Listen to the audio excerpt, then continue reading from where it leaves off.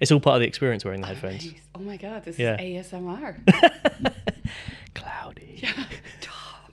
Oh, this is so fun. Also, I don't hear all that well, so this is really, really wonderful. Oh, good. Okay. Shall we begin? Yes. I'll do a bit of a formal beginning. Well, you've seen the podcast, so it's not Yes. that formal. Ting, ting, ting, ting. Off to a good start. Cloudy. Cloudy Upton Kamp as you sip on your iced coffee. Yes. How are you doing? I'm well, thanks. Good. You? Yeah, Thanks yeah, for great. inviting me. This is so fun. I'm really pleased, like how this came about, and it was just so serendipitous. You spoke to Benji, and you were like, "Oh yeah, let's do," Yeah, that's right. Benji is one of your students. We should probably Yeah. clarify that. Yes. Sorry. Yeah. Great student, by the way, as Oh, well. he's amazing. Yeah. Yeah. So, where should we begin? Should we begin at the start? Wow. No, let's talk about what you've done recently, because that's like big headline news, isn't it, really? With the library stuff. Yeah. I always when you say that line, let's start at the very beginning. You didn't say it like that, but immediately Sound of Music is in my head, which is one of my. It's actually the first film I ever saw in the cinema, so it's always Sound of Music is a big theme in. Oh, my nice. life. So it is kind of the beginning for you in a sense. Yes. That film. Oh God, yeah. I don't think I've ever seen it. Am I allowed to say that? Yes, of course. I think I can dream it forwards, backwards. Yeah. No, I think I could probably say big chunks of dialogue from the film. Yeah. Go on then. No, I'm joking. So you are credited as having discovered, is it fair to say discovered, the first ever copyrighted motion picture? Yeah, I would actually use the word identify, Okay. because I think that's a crucial difference, Mm. and that immediately goes to the heart of everything that I'm interested in researching, because it says something about archives, right? So I like to think of archives as places where things are being stored, but discovering has this ring to it, as if, well, maybe we didn't know where it was. But you see how immediately this becomes very complicated? Because discovering something says much more about where we are in our lives, looking at these historic documents, as opposed to how they ended up there, how they are being disseminated. Do you see what I mean? So discovering is a word which is to me problematic and Indiana Jonesy, and you know. So identifying by triangulating all sorts of other information, that's I think what I did. So you think the word discovering is more for something that's genuinely been lost, whereas this, I think, something in an archive you probably could argue was never really lost. It was just not talked about for a while, maybe, or something like that. Yes, but we also have so much stuff. So if you know the particular institution we're talking about, the Library of Congress, is the largest library in the world. 175 million items in their collection. Every day it grows with 20,000 more. It is really unfathomable, like how much stuff that is. But of course, it's also not everything that was ever made, right? Because that's an unlivable world. So this process of how does it end up there, and you know, there's so many layers to what we keep and what purpose and why and how, and so yeah. So the library is documents, or is it also physical things? Yeah, it's everything. It's both physical and now, you know, increasingly more digital, of course. But it's also, and I don't know if you know that, but originally the U.S. Copyright Office and the Library of Congress, they're, well, one and the same institution. So materials come into the library because of copyright deposit, which is a system that is unique to the U.S. And so there is all these layers of complication when you think about you know, things coming into the library because of copyright deposit, it's maybe not necessarily something that you would want to collect, but you have to collect because they become federal documents. Because Okay. that is the actual location where you deposit the materials. What can you think of an example of what you mean when something you don't want to collect but you have to collect? What do you mean by that? Well, say, I mean, a library is different in that sense than an archive, for instance, because, say, a film archive. So I used to work at the Netherlands Film Museum. Um, I think maybe, and I definitely did so as well, maybe people think like, oh, the National Film Archive of the Netherlands certainly keeps everything that has ever been made, and that's just, you know, philosophically that's not even possible, but it's also in practice not the case. It is a highly curated collection, right? So certain things you do choose to keep and others you do not. Whereas, right, that's more like a museum collection. Whereas the Library of Congress, because of that copyright stipulation, you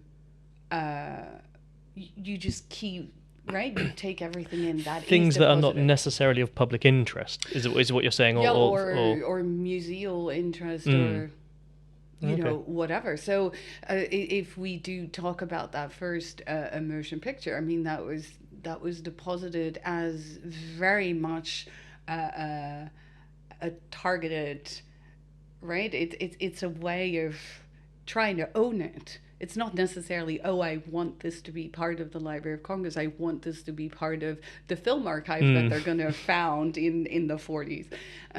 So it is kept for different reasons.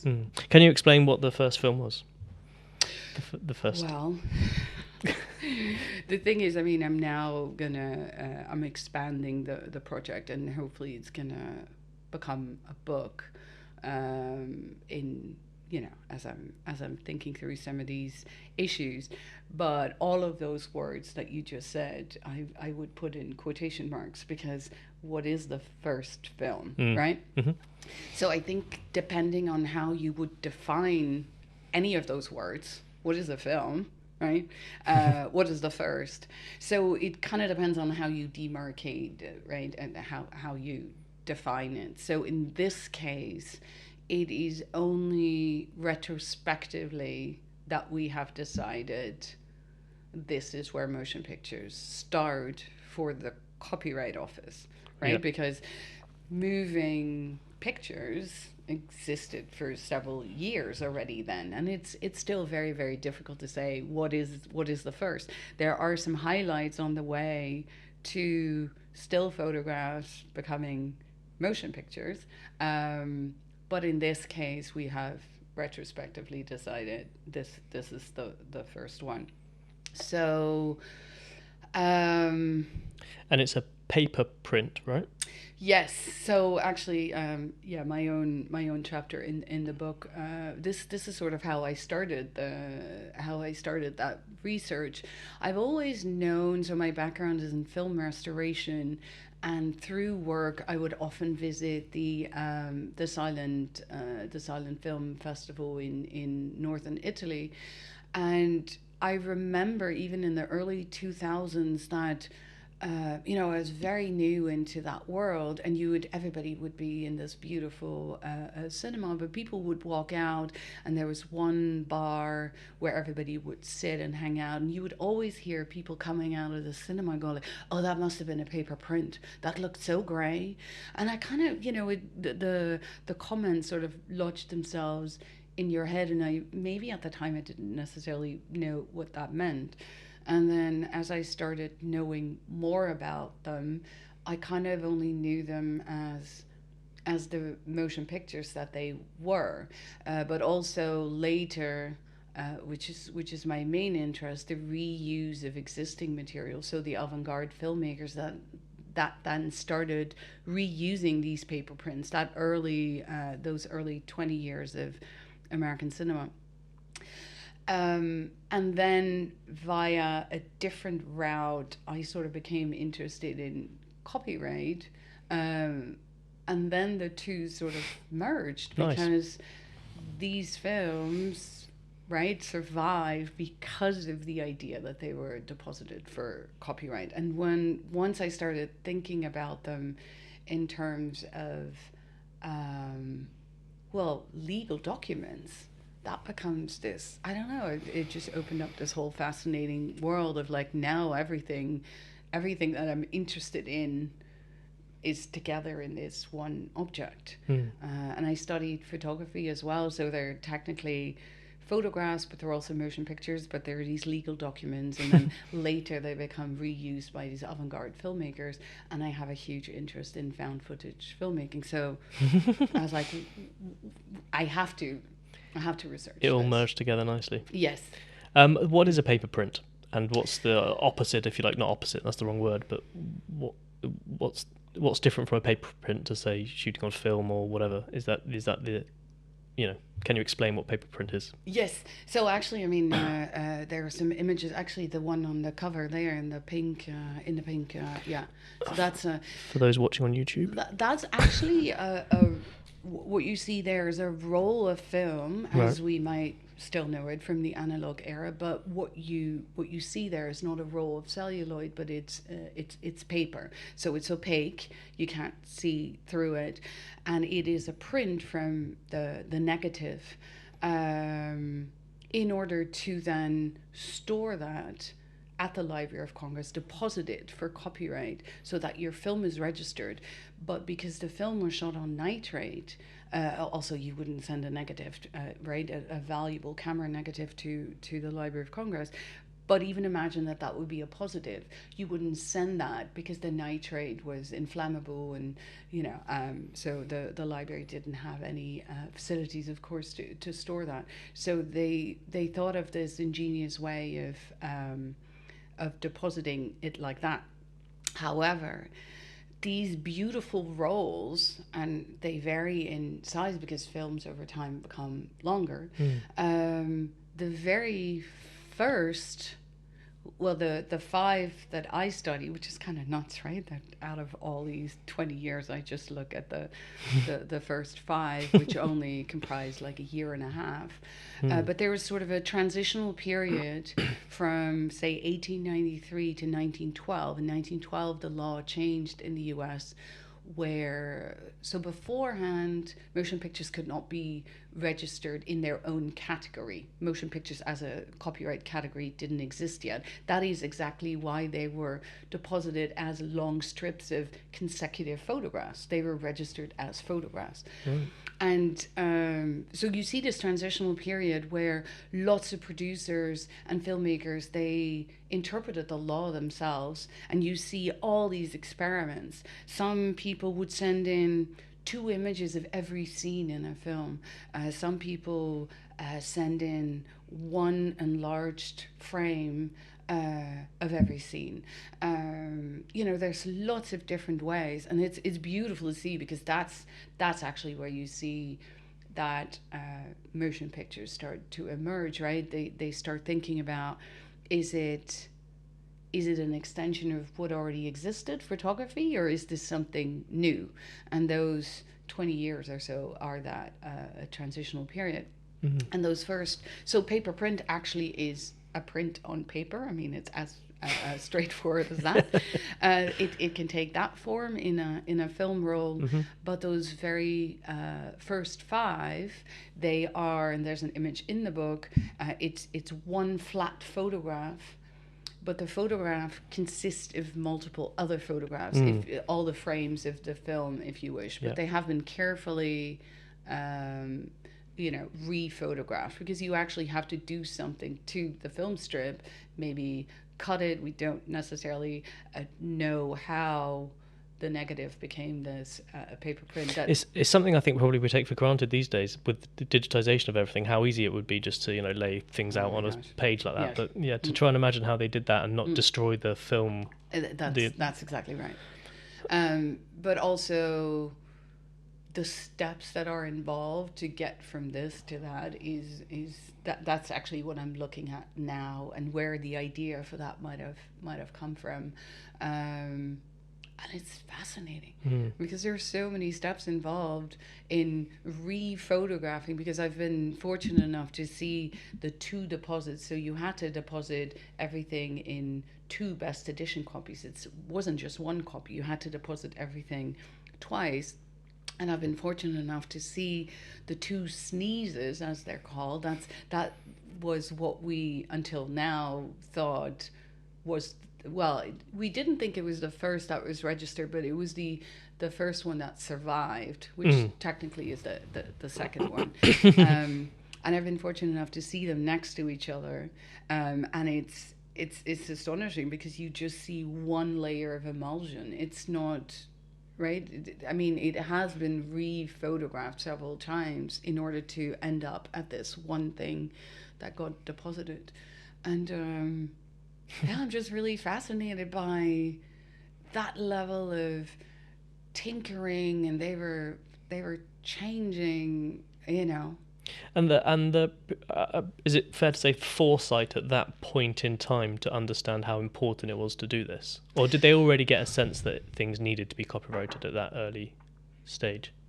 What do you mean they needed? I mean, presumably before the first motion picture was copyrighted, there were motion pictures produced or artifacts of some description before copyright was a thing at all, that people just created and had no idea that the importance of copyright and intellectual property. Yeah, absolutely. So do you feel like that was foresight at that time to be able to see that, or was it an emerging problem that needed to be resolved? Yeah, this is $1 million question. Right. Now, there's so much still to discover about. I mean, if only I could fly back in time and sit down with W.K.L. Dixon and go, like, tell me everything. I mean, can you imagine?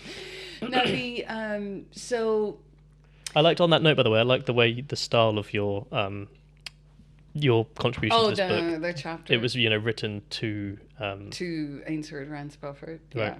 Who was who was the... Librarian of Congress. Okay, thank you. And I don't want to get my technicalities he muddled. was also the head of... The Copyright Office wasn't founded yet. That took another 4 years. But he was the head of copyright. And it's fascinating. He wasn't a lawyer, and he was, determined. He sort of fell into that role a bit, right? No, I mean, he kind of created it. Oh, okay. Because he's the person who's responsible for bringing copyright to the Library of Congress.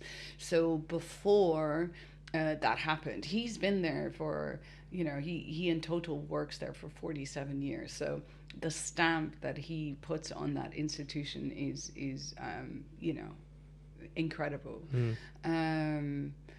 But what happened before is that if you are an author and you would deposit your 2 books with your local district court, which no matter where you lived, right, in the US, and eventually that had to make its way to DC, which of course it often didn't. And so he thought of this genius way of centralizing that, because he in turn didn't have a lot of money to make the collection grow. So what he did was, why don't we have people send those 2 copies to Washington directly?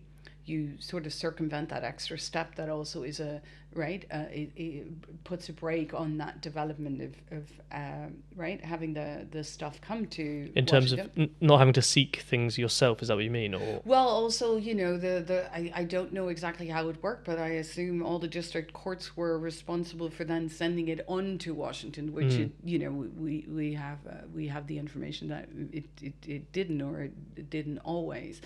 And what am I trying to say? So what he did, he centralized it in DC. So you would send your 2 books to the Library of Congress immediately. One would be for the deposit of the copyright, and the other one would be to grow the collection. And so that was the genius. I was wondering why you had to send 2. Right. Yeah, yeah, that's the reason. The reason was also you had to send 2 best edition copies. I think maybe one didn't prove enough. It's a very good question. I don't know why. Because now, actually, only 4 or 5 years ago, the law changed that it's now 1 again. Perhaps this is because maybe you might have stolen from someone 1, but it's unlikely you'd steal 2 or something. Maybe. I mean, I'm sure that there's there might be a very practical answer to that. Yeah. But he thought of that right, genius intervention. And then that's still the underpinning of the Library of Congress now, 130 years later. Sorry, but we came from a different direction. Like, why, you said, did they have the foresight, and were they doing that? This is, like I said, the $1 million question, because what I'm looking at right now is this parallel story between Muybridge, who worked for Stanford, and Dixon, who worked for Edison, and they're doing sort of similar things on either side of this breaking point, as I sort of say it, or that's how I see it. These two are right before it, and these two are right after it, around this breaking point of when we see the emergence of motion pictures. But there's a really interesting thing once you delve into their stories. These guys were really well versed in patent law, because that's what they were doing. They were registering their machines, they were inventing lots of things. But there are different rules involved when it comes to patent as when it comes to copyright. So we have some sort of indications that maybe they were thinking that the film strips that were coming out of the machine could be protected under the patent of the machine, as sort of a right, as a consequence of the technology. A proof that the machine works in this manner or something. That kind of whatever they were thinking. Maybe it was, yeah, indeed, a proof of the machinery, rather than maybe a creative work in itself. So there is some indication that they were thinking along those lines, but it also has to do with attribution for who does what. Because in patent law, so say Stanford and Muybridge, for instance, although Stanford was the patron, he paid for everything. He, as a company, could not have taken out the patent. The patent always has to be in the name of the inventor. So in this case, it's in the name of Muybridge, right? This setup. Can I keep? You can move it away if you need to. It's fine. I think I might adjust mine slightly. Actually, just like gesticulate. It's usually me kicking the foot of one of them, but I've changed how they're set up this time around. Anyway, sorry, we digress. No. But in copyright, it doesn't work like that, right? So what we see is some confusion around who owns what and who gets credit for what. And this is very much, I think, of our interest in the time in which we're living, sort of revising some of these historical narratives, and not necessarily righting the wrongs, because I think you just talk yourself into a difficult corner when you look at history like that. But it is obviously more complex. The story of invention and innovation is so complex. It's not just one person who does something, right? Times are ripe with ideas, and they pop up in different in different places at the same time. So what you see around that time is a sort of thinking that is slightly maybe confused with the thinking around patent, or at least that's what I'm trying to figure out right now. But at the same time, you see that Dixon particularly, but also Muybridge, they are registering their work for copyright with the Library of Congress. So Dixon has been doing that for several years with his still photographs, because he's the main photographer at the Edison plant. Right. And he's registering things that in a way he should not be registering. So if we were to do that today, you couldn't register that. You wouldn't be considered the author. So for instance, he registers a photograph of Edison as a 13-year-old boy. Now if you think through that, Dixon has not taken that photograph. That was impossible. But it also wasn't taken by Edison either. We might not even know who took it. But Edison let Dixon register that photograph in his name. Now that wouldn't happen now. That's interesting, isn't it? Yeah, so they're trying to figure this out. But what's wonderful is that Dixon is asking all these questions of Spofford, right? Spofford sets the policy and he's writing him all these questions. And I've been able to look at all these letters. And it's really, really fascinating to see that conversation, play out. There's like a portrait of Edison's mother, which none of them owned, but Dixon is registering that in his name. There's a $40 bill with, no, actually that's different, because a $40 bill, I don't know how, if they were rare at the time, but Edison has signed it and then he copyrights that, right? It's just, they're trying to copyright. It's like they're probing the system to see how it's going to end up or something. For sure. And Edison, I think... This is the Thomas Edison, by the way, isn't it? Yes. Thomas Edison. Yes, Thomas Alva Edison.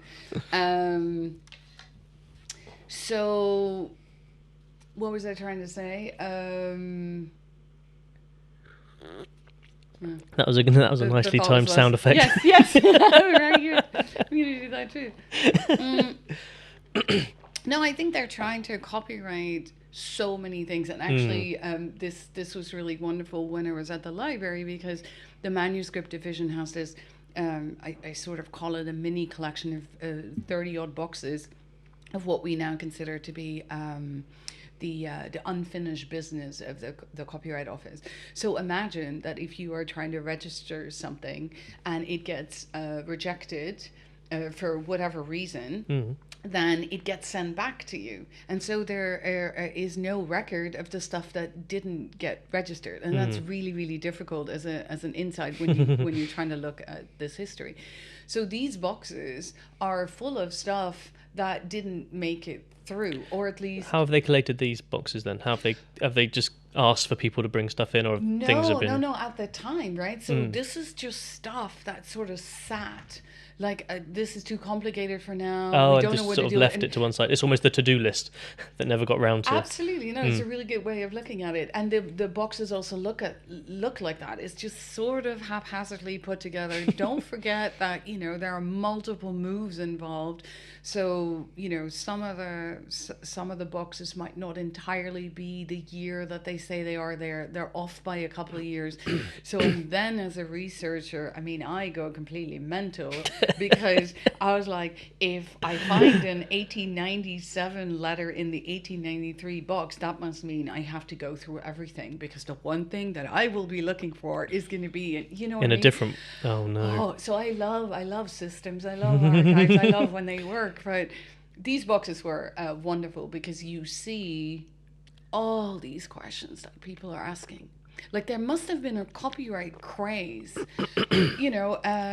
You think of a game. Games are in there. Like, it's the overwhelming majority. What sort of games?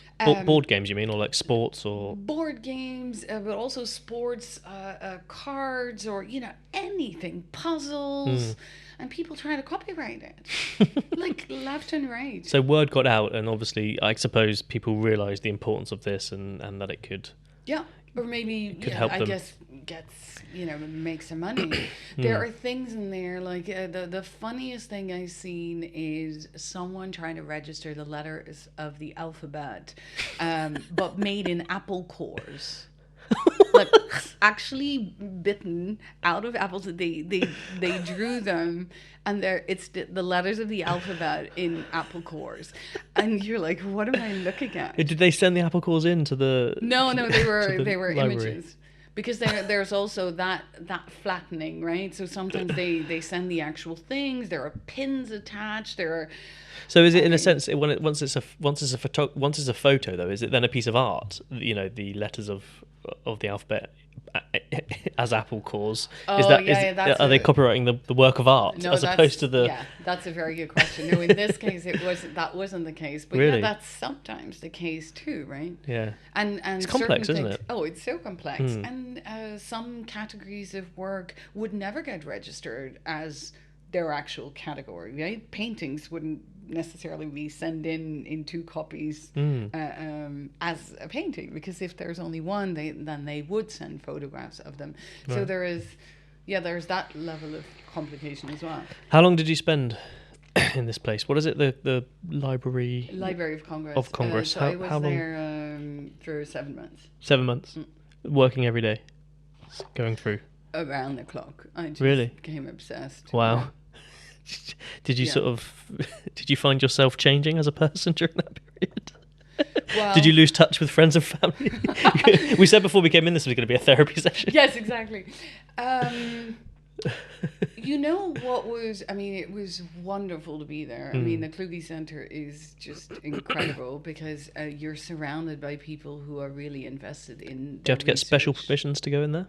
I assume you do. No, the Kluge Center is the center that gives you the award, right? Oh, So, sorry, okay. yeah, I mean, once they vet you and they fingerprint you, you know, there's a lot of hoops before you Really? get to go. But then when you're there, it's like this amazing oasis. Everybody has their cubicles and you're all working there, but almost everybody is in the same boat. Nobody brings partners, families, you know, and so you're there for the research, but you also have each other, and there's always someone who's up for, you know, doing anything. So socially, it's also really rich. And then you talk about research all the time, and it's really amazing to be, surrounded by people who are as invested in their topics as you are in yours, which is really fascinating because I've learned so many things about, you know, other people's projects. And it's like, Have you made contacts? Have you made contacts from that you stay in touch with? Oh yeah. Yeah. No, we had sort of like an English contingency, although we're not all English, but it was definitely the UK had its own Like a historian's playground in there. Yeah. Would you describe yourself as a historian? How would you describe yourself? Ooh, very good question. I don't like labels. No, me neither. As soon as I put a label on myself, I want to break out. Whatever the label is. No, seriously, I mean that. What would See, you? this what, is becoming a what, therapy session. what would you? What would you type on a bio on a Ooh. LinkedIn bio or something? I think maybe I would say You could tell me what you're not. Let's do that. Let's play that game. what I'm not. Yeah, Wow. because I've often thought that. What am I not? And that sort of helps you define what you are. Because there's got to be things you're not. Yeah, there's lots of things that I'm not, but I don't know if That they're could be a long relevant game. to this. Yeah, exactly. Could be a boring podcast. No, I think I would say film scholar. Oh, nice. That's a nice title. Yeah. Because it sort of encompasses, because I also dabble a little bit in making things or editing, and it's just like, I think I didn't even realize when I came here, because we are called a BA in film, we're not film studies, we're not film production, and I actually feel like that is, I mean, it is truly my course. I wish I, could have done it when I made that choice, because I venture in and out of that theory versus practice, but also analog, digital, all of it, and both historically but also contemporary, and I have now found these wider topics like intellectual property or copyright specifically, and the archive, and all of those things are both historically interesting to me, but also it has to be about now, right? History is about the now, at least it is to me. I'm not interested in retelling a story for its historical accuracy. It is about what does it mean now to look at a story again. And this is what you said, right? Have you changed? The biggest realization came, and it was actually in a conversation I had with James Fair when I was there. Who's a colleague of ours here? Yes. On the film course? Yes. And who wrote the film course, right? Yeah, sorry, Jim. No, I mean Left that bit out. that's very, very important. No, but I mean it has his fingerprints all over it. At least that's what I think. But it was in a conversation with him that I realized, and I think he said something to that effect, where you have this archive and all this stuff is being kept there, but you are also going about your daily life like looking at this stuff, and that's sort of a parallel, and that was something that I couldn't shake then anymore, because I was like, yeah, this is actually about me leading my life here on a daily basis, but looking at the life of someone else, their daily life, 130 years ago. So And not trying to extract yourself from that process, basically. Yes, exactly. Being aware that you are part of that process. Exactly, and that's, I mean, it of course comes from what you said, the structure of the chapter, but then the film I ended up making about the research has that structure as well. I address Ainsworth Rand Spofford because that allowed me to juxtapose that that past with my present, but also, you know, look at things how they are different. And actually this links to the photograph I have there. Ooh, the secret surprise photograph. No, but it's such a, for me it's a very creative and a useful way of looking at what is the same, what is different, how would you explain that to someone, how would I explain certain things how would I explain this? Right? It's and it's for me it's a very useful way of looking at the past. It can only be through the present. And as you say, I suppose it helps you to be empathetic towards your own audience that you're now writing for in the 21st century. And my students. And your students, yeah. I mean, my students are, and this is also, I mean, I've said this before, this is also why I ended up making the film, because when I was in DC, I had a really great Zoom conversation with Will, one of my other students, who was nominated for a prize at the time at Learning on Screen, and they had asked us to record like a thank you speech in case he should win. And so we were talking on Zoom, and he asked me about the research, and I was like showing him pictures and stuff, but it was a mutoscope reel, and a mutoscope reel is I mean, it looks like a spaceship out of a sci-fi movie, but it's basically a core with hundreds, maybe even thousands pictures around it. It's like a flip book. Oh, well, one of the things that you spin and look through, and it. Well, actually, it goes into the machine like that. Oh, and I see. You look into the mutoscope, which is sort of like a kinetoscope as well, and you would put in a coin, and you would right, and then you would see the. I think maybe you could even vary the speed, but you would see like Pope Leo is a very famous one, right? And then you were for 20 seconds you would see this move. And this is one of the brightest students, and he was like, oh, what is that? And it's not to say like, oh, you should know what this is, but I was like, oh, visually this is so interesting. I need to show it to them, because there is no point in me describing a mutoscope reel. Within 2 seconds, if you see it, you're like, oh, that. Because if I ask them, what is the oldest audiovisual technology that you have ever seen? VHS, possibly? You know what the answer was? One student a couple of years ago goes, oh yeah, I remember in middle school or whatever it's called here, they wheeled in this cart with this old VHS machine, and I'm like, and so I was like, oh wow, how am I gonna explain to them that for years I worked with nitrate, and you know, we restored this, and I was like, I'm gonna have to show it to them. And so that was really fun to do, to think of what it would mean to them and what would it mean today. Let's talk about that film a little bit, shall we? The Shadow Line. Yes. I made a note, actually, because as I said before we came on, I've been experimenting with how I conduct these conversations, and I don't always have notes, but I thought I would try today. Yeah. There was... Oh, I wanted to firstly say your narration throughout is like beautifully written and delivered. Thank I thought you. it was just so mesmerisingly Thank you. delivered. That's It was wonderful. lovely. It was really nice. It's funny, the other week when we showed it during the event, people didn't realize it was me. Also, I think because I mean, I feel very comfortable in English, but I'm still sort of, I take on the English of the people that I'm surrounded with. So because I was in the US for 6 or 7 months, my accent did change a little bit. And so I think that's what... I think we all do that, to be honest, even Yeah. if yeah, even if you're Oh, native. really? If you're, Yeah.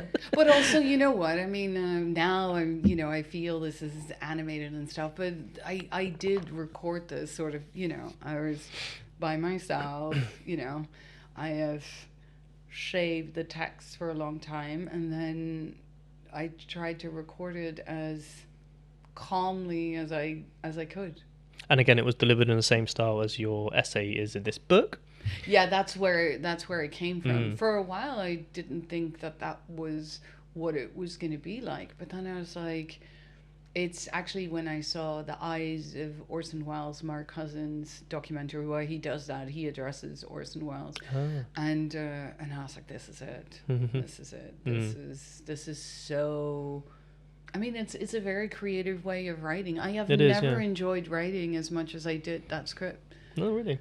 Yeah, because usually when I do something creative, like I designed the book. I mean, I don't even need coffee. You know, I get up and go like, I want to start. I never have that with writing.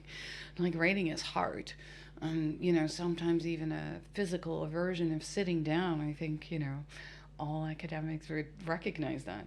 And this creative way of writing, it felt like editing. It felt like working with pictures. It was so. Like, it was a joy to do. So addressing somebody directly as if you're writing them a letter just helps you to flow. Yeah, it feels more like a conversation, perhaps. I don't know what exactly it is. Maybe it is. I do like writing in the second form, which is... is that what it's called? I'll take your word for well, that. is that... Yeah, I don't know. No, but what do you say the third... I always get confused. It's first say, person, third person... Yeah, second person. So, yeah, because it's the you. And it's hardly ever... Well, you don't necessarily write like that unless you write a letter. But I really, really enjoy writing in that voice. So now I'm going to have to make a decision, like, if this becomes a book, because I'm still trying to figure that out. Can I keep this up? Can I do it again? For a whole book? Yeah. Is that what you mean? Yeah. Maybe you drifted in and out of it. Yeah, maybe. Maybe you have chapters that are letters. This is what you said earlier, and I do really want to come back to that, because I do really believe in the researcher putting themselves into the story, because I only have this one reality. And, you know, the fact that I don't think there is... Oh my God, now we've drifted into a whole other Go on, I'm excited for what you're going to say. I don't think there is any objectivity, right? I mean, I can only see the world experience through my current reality and all these intersectional things that... So... I think certain fields of research are more open to that idea of there not being an objective truth than others. I think probably the hard sciences and things... Well, I don't know. I don't want to speak on behalf of them, but it feels like... Yeah, but you know what? Facts and reality and truth are not necessarily the same things, right? I do believe in some of these things, but maybe less so or the co-construction of me and my own reality is very different from... I mean, you have to believe in a certain level of fact just to live a normal life. Otherwise, you'd probably be locked up in a mental asylum if you lived your life going around. For sure, but none of this is real. Right, but I don't think that those are necessarily the same things. Okay. And I think that's how I experienced my undergraduate. You know, we were just handed a book called Film History, and I think it was presented in my memory as this is what happened. It was... you know, waves and directors, almost all of them white and male. And this is what you were told. This is what happened. And then I think what I've become interested in over time is actually, how was that book compiled? How can we look at those stories again? Because they are more complicated than the way that it was presented.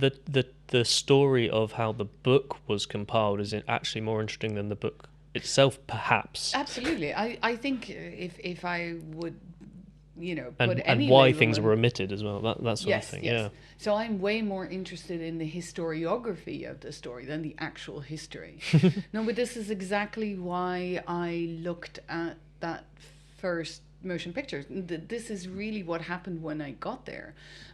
So I had always had the hope that the needle in the haystack part of that story would be like a nice secondary, effect. It was never the main story, but the main story was always like, how have we told this history? And the history of telling that history, that is a really fascinating thing to look at, because that is punctuated by, right, the historical interest over time, and how that has changed. So the historiography is what I look at.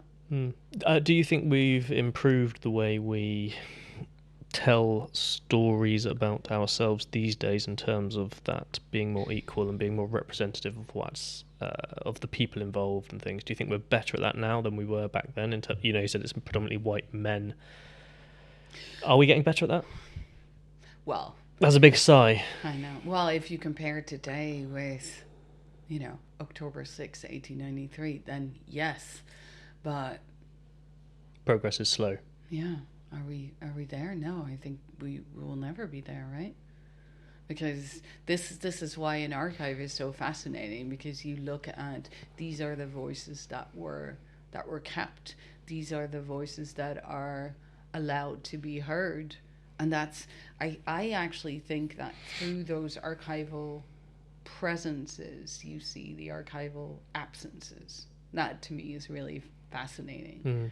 I remember my mum had a book when I was younger. I remember seeing the cover of it lots, that said history, and on the other side of the book said her story. Right. Yeah. And then inside it was all these comical little things. Yeah. What the man thinks happened, and then what the woman's telling of the real thing. It was a comical kind of comic strip sort of style. Yeah. But I always remember that, and I just reflected on that a lot. And the power of those words, right? Not even realizing that that's how the word is. Is that the actual origin of the word? His story? Who knows? Yeah, maybe. I don't know. I wouldn't be surprised.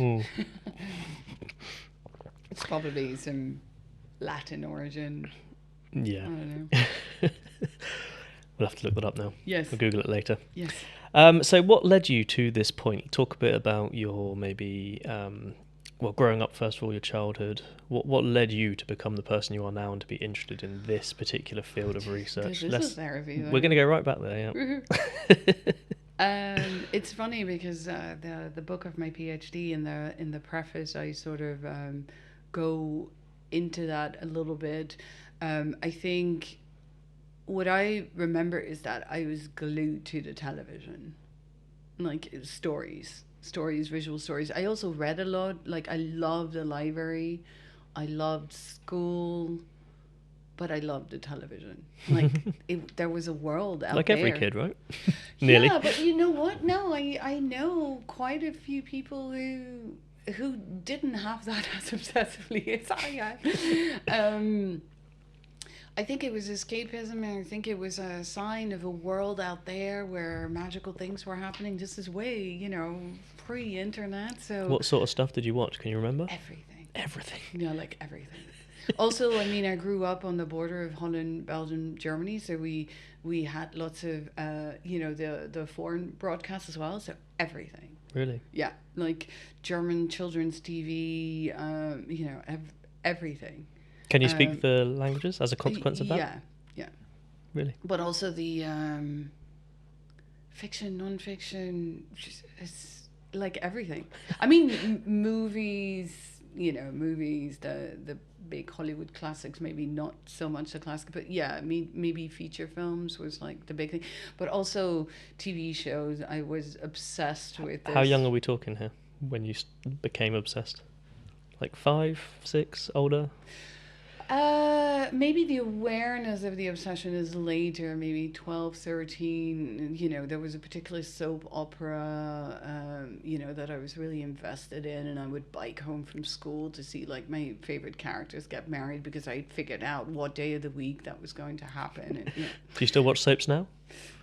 No, I can't stand soaps. I'm glad you said that. No. I completely lost that. Good on everybody who still does.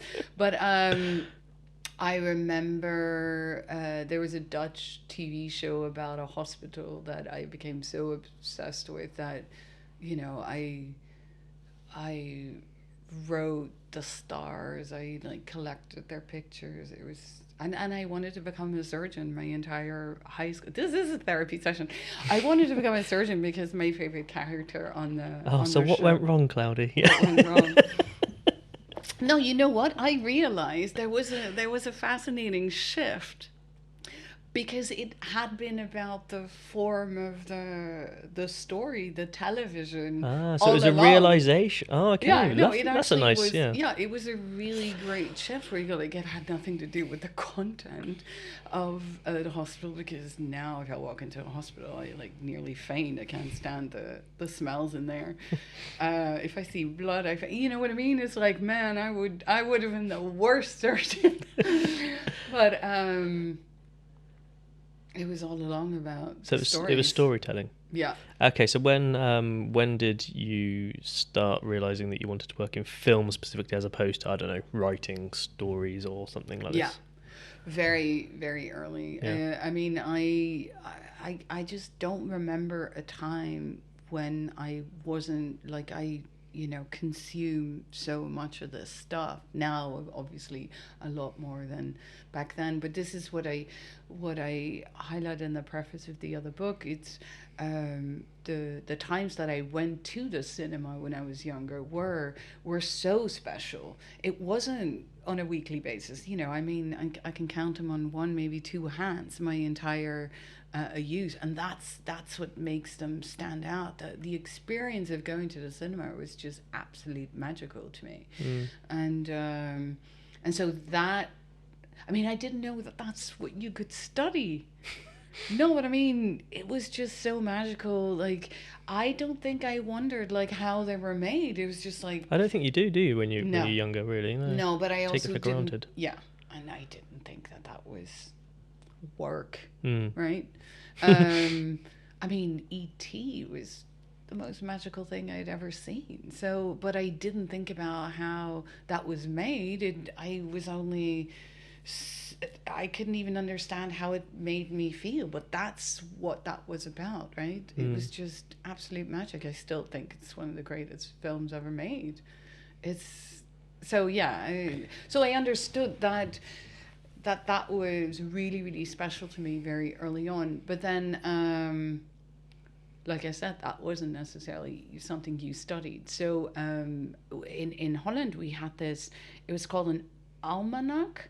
It was like a book with really thin sort of a newspaper paper with all the courses that you could study at university and, higher education in the entire country. And right? Pre-internet. So you would get this book from, I'm assuming, the library or the school. It sounds a bit like the Yellow Pages, the phone book Yes, used exactly. to have. Yeah, That's exactly what it looked like. That really thin paper is just had a different cover, and you could and I went through it page by page. What is it that you can study? And then there was the page, film and television studies, and I was like, that's it. But obviously that didn't go down very well in my home. So also at the time, what I should say is film and television studies was a so-called, we called it a het study, which meant the Dutch system as it was at the time, you needed to have a first year degree, which is called a propeduise, in something else. And for film and television, it was either a language, history, or sociology, or theater studies. And theater was probably even further from any sort of world of possibilities. From any proper career. Oh gosh, no. I mean, but also I didn't necessarily have that interest at that time. But I had this real crisis going into the final year of my high school, which is when you sort of, you've worked in within a certain kind of profile in order to go to university. So I'd gone the medical route, right? I was really into like science and all this stuff. And all of a sudden I wanted to change. I was like, I don't want to go to medical school. And so I started thinking back of what of these possibilities was I good at. And then I only once look, so in Holland we grade out of 10, and I only had like I had a 10 on my report card once, and that was for French. So I was like, I'll study French. And so that was decided. I think, my parents were on board, and there I went. So it was French, and then film was the... Yeah, so what did you call it? The head? Yeah, it was called Kop Studie, which means, the top up or whatever that's called. I see, right. I don't think it exists anymore. It didn't have its own first year degree, so that's how new it was. And it was, even in the news, it was sort of regarded as this thing that you laughed at, ha ha ha, film studies. And now, it's like one of the biggest... We understand that, studying the power of media has its, right? Benefits? Yeah, benefits. What do you think of this idea that kids especially can have too much screen time then? If you presumably, well, I would say that you are a shining light of the opposite argument to that. If you said you were glued to the screen and you were obsessed with it when you were growing up, and look what it's become. Yeah, well, but you know what? I once read this amazing article about someone having to go to a local diner to watch a show on a TV. This was a US article, and I wish I had prepared this. It was, I think, someone trying to come to terms with realizing that they were gay and they weren't allowed to watch this particular show at home. So they were going to the local diner where the show was on that had a gay character on it. And I think it was about this identification. And I thought that was so fascinating because the article spoke about the power of not seeing. And so I wonder if, of course, when I grew up, there was sort of a not watching TV was the penalty, right? It was, and there was also a limitation of screen time. It was like not right after school. That's when you need to do the homework. So I think we've always had versions of that. Some kids like to read so much that maybe their penalty is, not being allowed to read or. Well, people often say, don't they, that when storybooks were first, I don't know when this was, but that they were kind of lauded as the same way that TV now is. It's like you mustn't read those books, kind of thing. Yeah. So it's just, but yeah, go on, carry on. In terms of screen time, do you think that? I find it a really difficult conversation because, when I see it being used as a sort of soothing mechanism, recently on vacation, right, at a table next to us, but if the alternative is that kid is screaming at the table next to me, I'd rather that they would.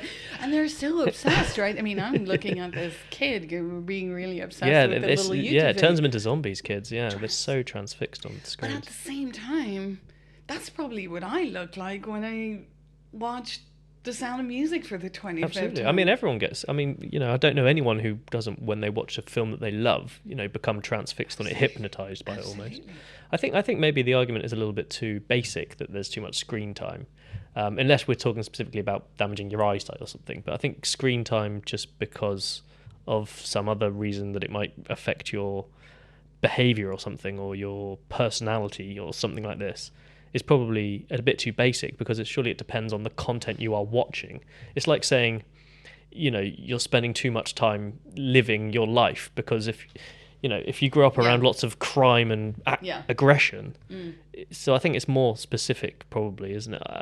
But even saying that, I mean, there's people go on about violence in games and things and affecting kids, but actually, I don't think there's actually much evidence of that either. Right, exactly. No, I mean, lots of studies are being done, right? I actually don't have a black and white answer to that. I'm like, no, it's like, is it important for a child to discover its own creativity and maybe play outside and run about? Yes. But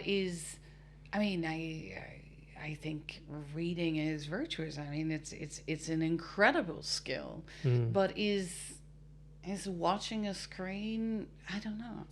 I don't want to rank it.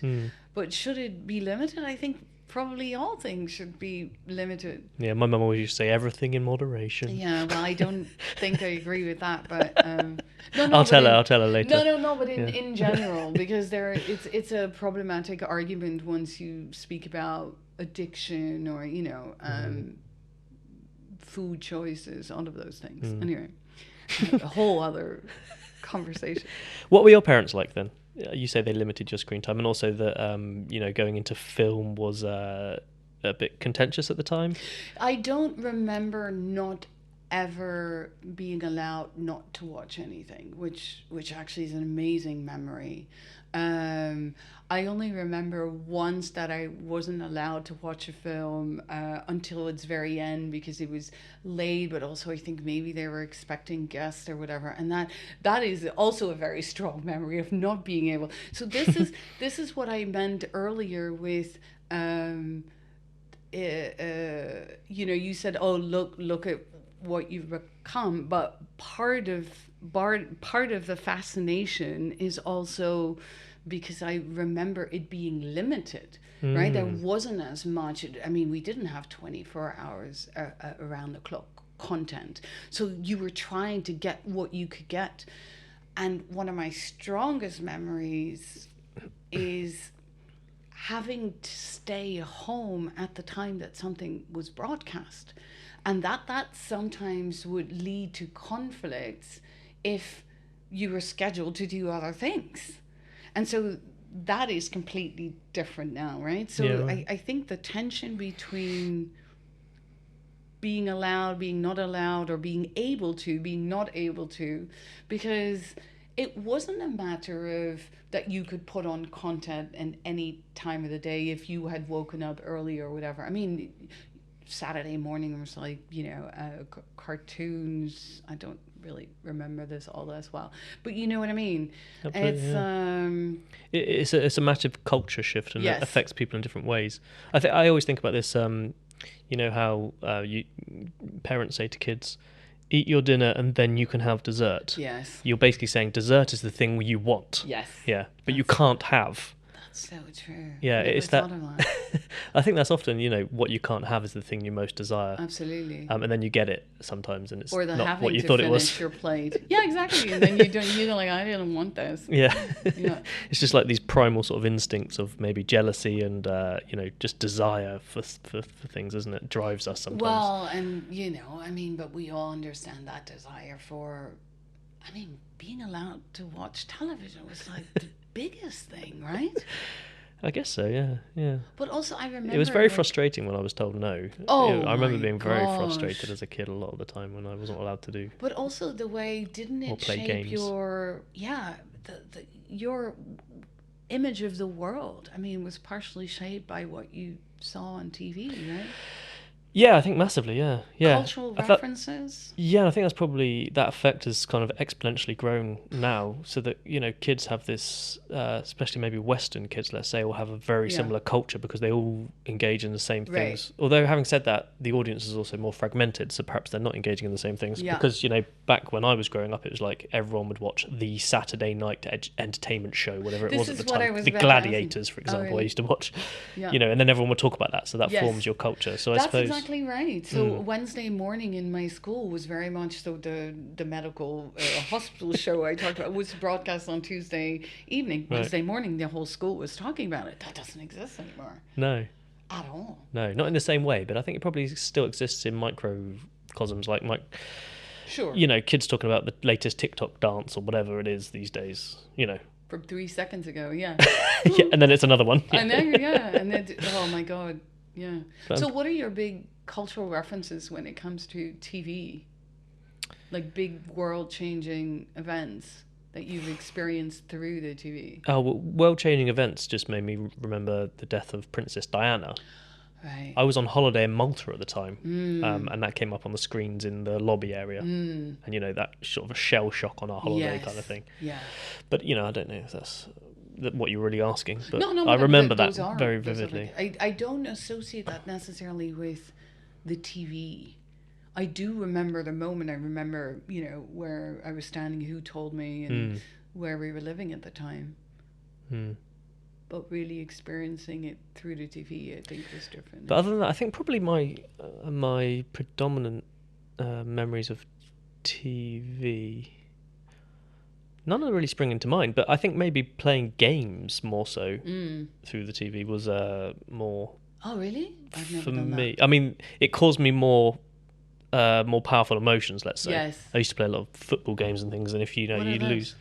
Football console, computer game football. Sorry, Yeah, sorry. not through live TV. I mean, you. Yeah, no, the just a TV computer, as just the a console. screen. Yes, Yes, sorry, yes. yeah, sorry. You're Yeah. like, do I really I'm inventing a need new to explain thing. to you what a game is? I'm inventing a new medium here as No, you but talk. you know what? I mean, I remember it was the most powerful thing. This must have been somewhere in the 90s. You could call into sort of a music channel and you could line Request. up Yeah, your next song. Yeah, that was the. I spent so much money on that. That's how MTV started, wasn't it? Really like that, I think. Yeah, Or was that I just think- more a playlist that they played out? I don't know know. some of the channels were like that. I remember. Yeah. I think, now I'm completely blanking on the name, but there were one or two where it's like, I was so obsessed with certain videos and I would just request it over and over again. I mean, Bush, Silence Is Not the Way is one of the most beautiful videos I had ever seen. Kate and I would Bush? just, no, Bush, the band of I've not heard of them. Gwen Stefani's husband. Oh, okay. A former husband. Right. Oh my God, yeah, I I'm think like I know what you mean. butchering all the... Anyway, I would just request it over and over again. Mm. That was so powerful that you could interact with the television. Mm. It was nuts. So I thought that's what you meant with football games. No. Are you old enough to have seen like the falling of the Berlin Wall and stuff like that? No. What No. year was that? I think that might have been around. 89? Oh yeah, so I was 3 then. Mm. Yeah, So no. so you probably wouldn't No. weren't watching it. You weren't watching it. But I think I can definitely remember some films, some iconic films like Indiana Jones when I was growing up was Yeah, a big yeah, one yeah. for me. That was like, and just coming out of the cinema and wanting to be Indiana Jones. The same with one of the Star Wars films. I'm not a massive Star Wars fan, to be honest, but when I went to see one of the... No, I've seen maybe a couple, but honestly, the acting is so stiff and wooden, I can't get on with it. I mean, it's amazing how much I can shock our students by saying I've never seen them, and the longer I haven't seen them, Yeah, the but funnier it gets. To be honest, I don't consider those kind of big studio blockbuster franchises required viewing for film students. To be Right, honest, right. I don't see them as. It's probably not fair to say they're not culturally significant, but they're not. They don't feel. Just never happened. I don't even care that much about whether they are significant. It just has, never happened. You've seen other things. But what about, so is Indiana Jones the film that, sorry, I'm like interviewing No, you. it's all right. Is that the film where you go like, oh, that's what I want to be? Did you have more films like that? Like they instantly changed your life? Oh, in terms of working in film, Well, no, or, to be honest, or even, I drifted my way through life until I was about 26. Honestly, don't we all? I have the feeling I'm still drifting. It was only when I was working on building sites for 7 years after leaving sixth form college. Wow. So I was a chippy building roofs. Wow. And then my girlfriend, who's now my wife, kind of revealed to me that creativity was my biggest attribute. That's amazing. So then I started looking around and sort of, got into media. So I don't have a massive... So you went back to school later on? Yeah, I did wow. a year at college, an access degree, which is amazing that those things exist these days for people like me, because otherwise I would probably still be on building sites now, Wow. stuck and depressed and down on life, and it was really like that. Oh my God, this is so funny you say that, because I think you're consistently one of the happiest people who work here. You're like always like this. No, seriously, you're always like... Maybe that's the benefit of perspective. Yeah, that's fantastic. Yeah, I often think that, a lot of it is about perspective, isn't it? I often think someone who's come from poverty, who then comes to this country, for example, and gets a minimum wage job, is going to be over the moon. Yeah. Maybe they have a flat to live in, Yeah. and they lived in poverty in a Yeah. different country or something Yeah, previously. yeah.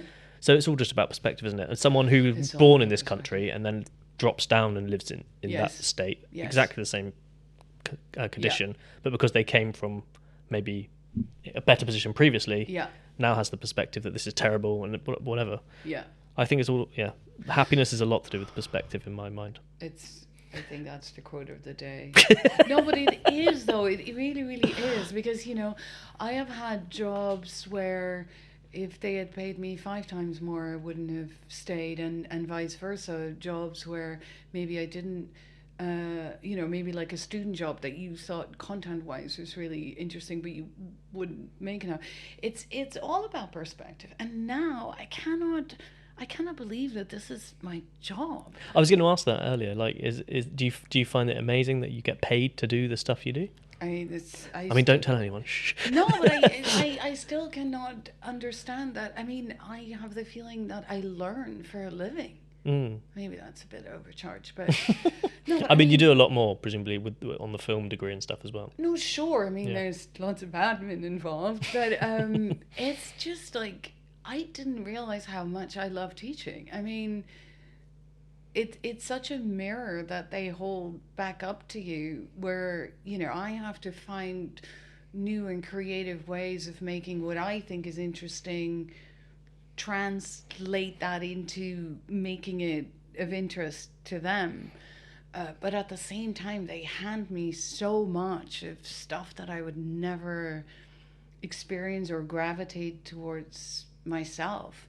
But also I don't know, it's just incredible. I have a feeling that might be testament to your own style when it comes to teaching students as well, that you allow to be enriched and influenced by your students, because I don't think every teacher I ever encountered allows that open sort of dialogue. So I think that's probably testament to your own approach. Oh, thanks for well. saying that. But I also wouldn't know how else to do it, because like I said, when we were handed the big Bible called film history, that was in a time where there was 200 people in a lecture theatre, and there's one omniscient narrator in the front, and they throw this monologue at you. There was no interaction, and those were, old style lectures, and that, I mean, it doesn't exist anymore. But it's also, I mean, it's way more fun to have a dialogue with these really interesting people. Do you reflect on those experiences of the traditional lecture and think, do you ever think, that's what I don't want to do? I didn't realize at the time, because I thought they were imparting me with knowledge I didn't have. With knowledge, yeah. The only exactly. knowledge, yeah. That's the real issue, for sure. So I was really interested in, watching all these strange movies that they made us watch, and there's virtue in that too, because I don't think I would have gravitated towards Dr. Kluge on a wooden bench in some lecture theater from a bad VHS. Probably that's how we saw them, right? German silent movie. So but I do have such vivid memories of that. So, but what I thought was interesting in evolving on from that is that I started questioning the stories and right, how they were told. So I think there's a little virtue in that, because I sometimes feel, I wish we could make the students, I don't believe in sort of, this is the canon and this is what you should have seen. They need to discover what they like themselves. But I do feel that sometimes we have the role of guiding them outside of their own little comfort zones, because, I'm very comfortable and familiar with silent film, and it takes the world for me to watch one at home on a laptop, right? So I cannot expect them to do that either and then see some of the magic of it. So I think sometimes you do have the role of guiding them into how amazing Buster Keaton can be, when you see it on the big screen, and with 7-year-olds present. That's when you really see Buster Keaton. Oh my God! With 7-year-olds, they understand everything, and they really? And when you hear a 7-year-old laugh in a cinema, the sort of body humor, everything. Yeah, it's the storytelling. It's they get it, and then you realize, oh, we've taken this to a degree where we take it maybe a little too serious. But it's one of my magical memories of being at the Netherlands Film Museum, and they showed a restoration of the General, which I think is again, one of the greatest films ever made. But they were 7-year-old, you know, however old they were. They were small children in the audience, and just hearing them laugh at that story, I was like, this is how that was meant. Amazing. I remember, this just reminded me of I was on a ferry, I think in Italy somewhere. Well, not in Italy, on the waters, obviously. But Mr. Bean came on the ferry, and there were a mixture of different nationalities on this ferry. Right. But everyone was watching and laughing to Mr. Bean. So exactly. That just kind of made me realise how amazing that style of comedy can be. And everyone understands it. You don't need dialogue or words or anything. It's just everyone gets the storyline. That is the power of silent cinema, right? It's fantastic. I think we've covered off most of this stuff anyway, except for the book, really. Oh, okay. You need to just pull your mic around as well when you're ready. Oh, yes. Hello. Hello, welcome back. Thanks, welcome back. We were just saying off mic. Well, what were we saying? It's vanished from my mind. Yeah, we were talking about legacy. Oh, legacy, and remembering the first of something. Why people are so obsessed with the first of anything. Yeah. Go on. You sound like you were going to say something profound. Well, no. Put the pressure up now. I've just been thinking about this quite a bit, because this is how we tend to look at history, right? The first of things, and just to annoy you, I'm going to move your mic a little bit. Yeah. Oh, you can move this up. You can kind of move it around if you want. Yeah. Is that anywhere with your hands? Is this okay?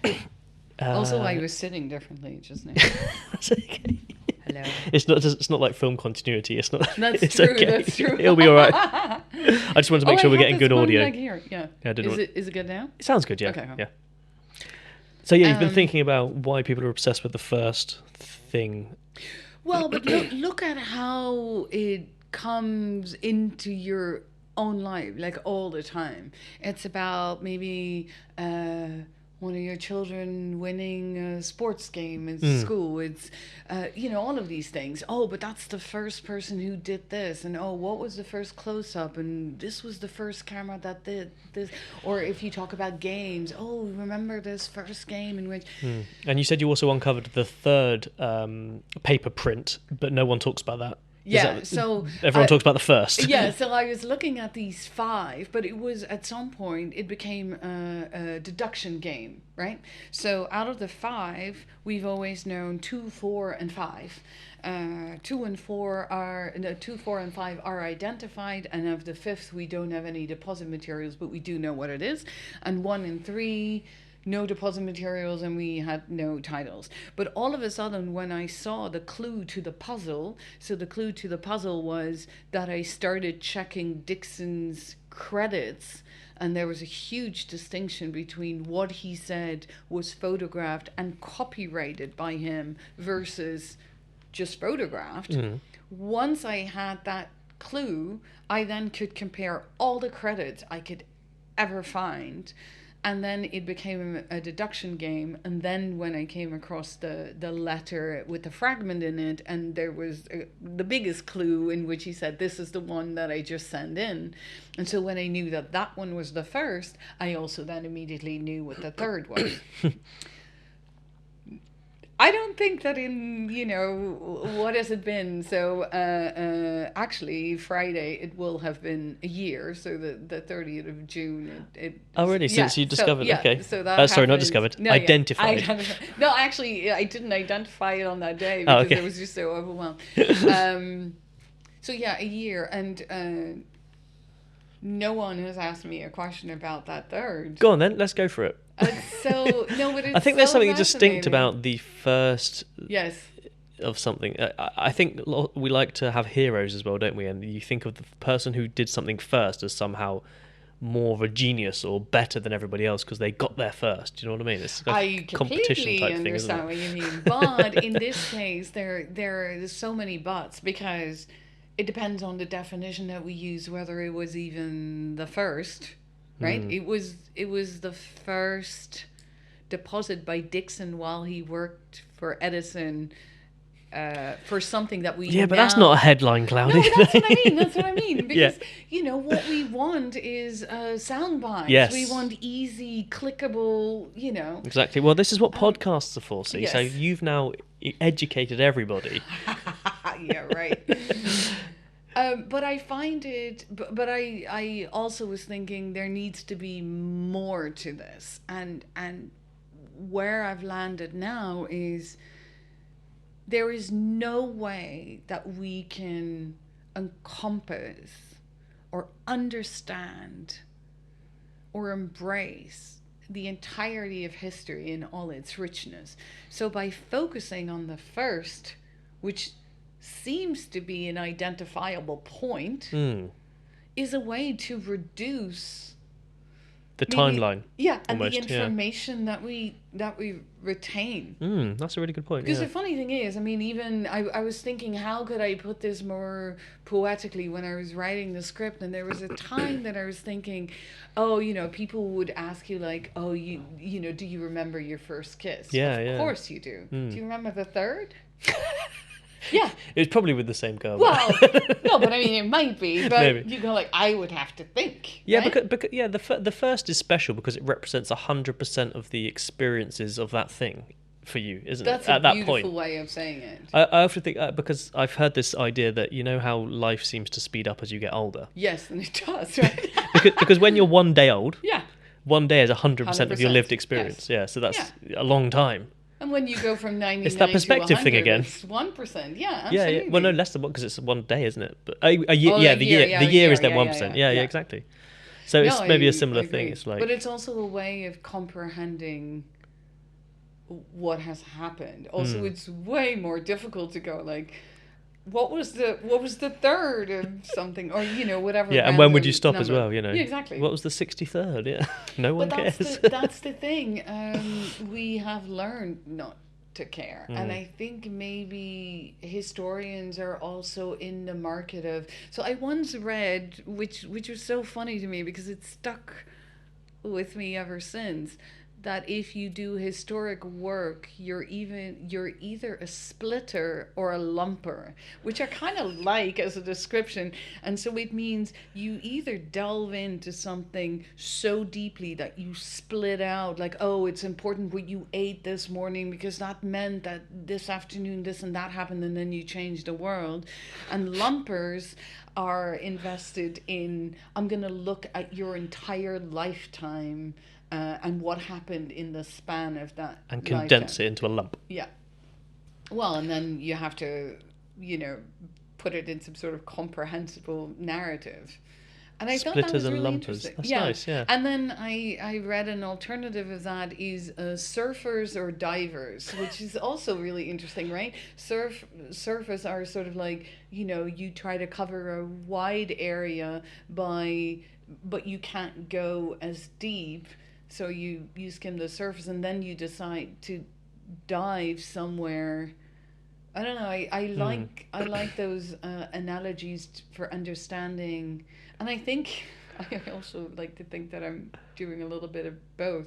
I do like dive and split, but I think it is in order to say something about now.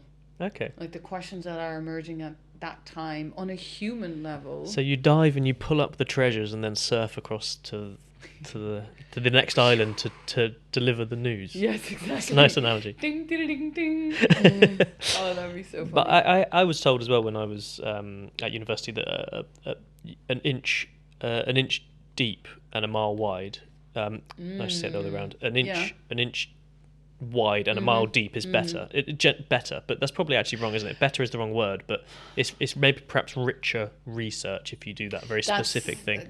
That's what I tend to say to definitely students who are making grad projects, because it is way more, at least for me, it's way more creatively fulfilling to become the mini specialist in something smaller but that you know a lot about than maybe a little about a lot. I don't know. I think there's room for all of those things. It's just that you tend to have a preference. Oh. But it's so interesting when you delve into these people's lives, because at some point, I mean, I think I was trying to understand who Ainsworth Rand Spofford is, and you think you have it all figured out, but that's of course impossible. So then you read something else and you go like, well, actually, in a way, I have been looking at more documentation where I go like, wow, that's out of character, and then I discuss that with other people who are specialists in the field, and then you go like, yeah, that would be out of character, and so it's because then you try to look at the processes that they were involved in, like how out of character would something be, and this is sort of what we were talking about earlier, right? So if 100 years from now something would I don't even know if this is gonna work, what I try to say. So no, I said like I have this impression that you were always like balanced and fun and happy. Yeah. But if then something Someone would uncovers hinge the on, truth. yes. No, but you see, so I think that you could say like, oh, something would be really out of character for you. Right, 100 years from now, someone's trying to tell a story that Tom threw the furniture around because he was so angry. Only once. That was only once. No, you know what I mean. And then Yeah, if absolutely. you, Yeah. if you would I mean, I've delve into definitely your had my life- moments. Yeah. Yeah. Not around here though, right? But everyone's very nuanced, aren't they? Everyone's, there's always more to For people sure. than what meets the eye. But I also think that that's so interesting about doing history, because I'm convinced that this is how I looked at the archive in my PhD.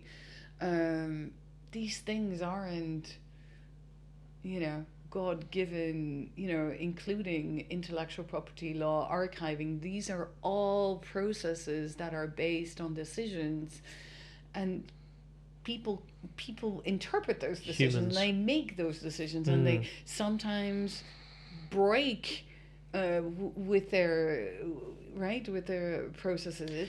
Would you say in some way then all research is about humans? Well, all of it, yeah, maybe.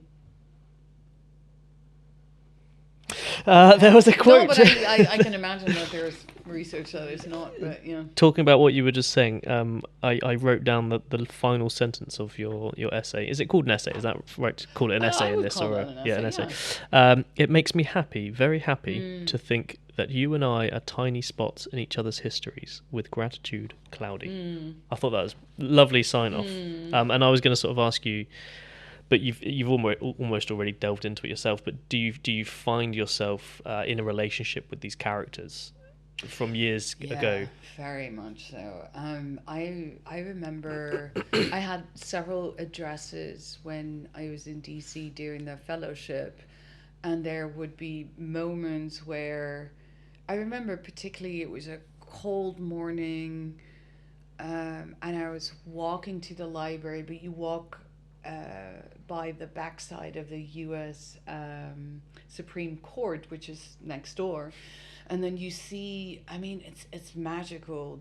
That kind of weather, you have that blue winter sky, and the sort of the cherry blossoms that are coming out, that pink, and then that white marble, and those three colors together are just so stunningly visual.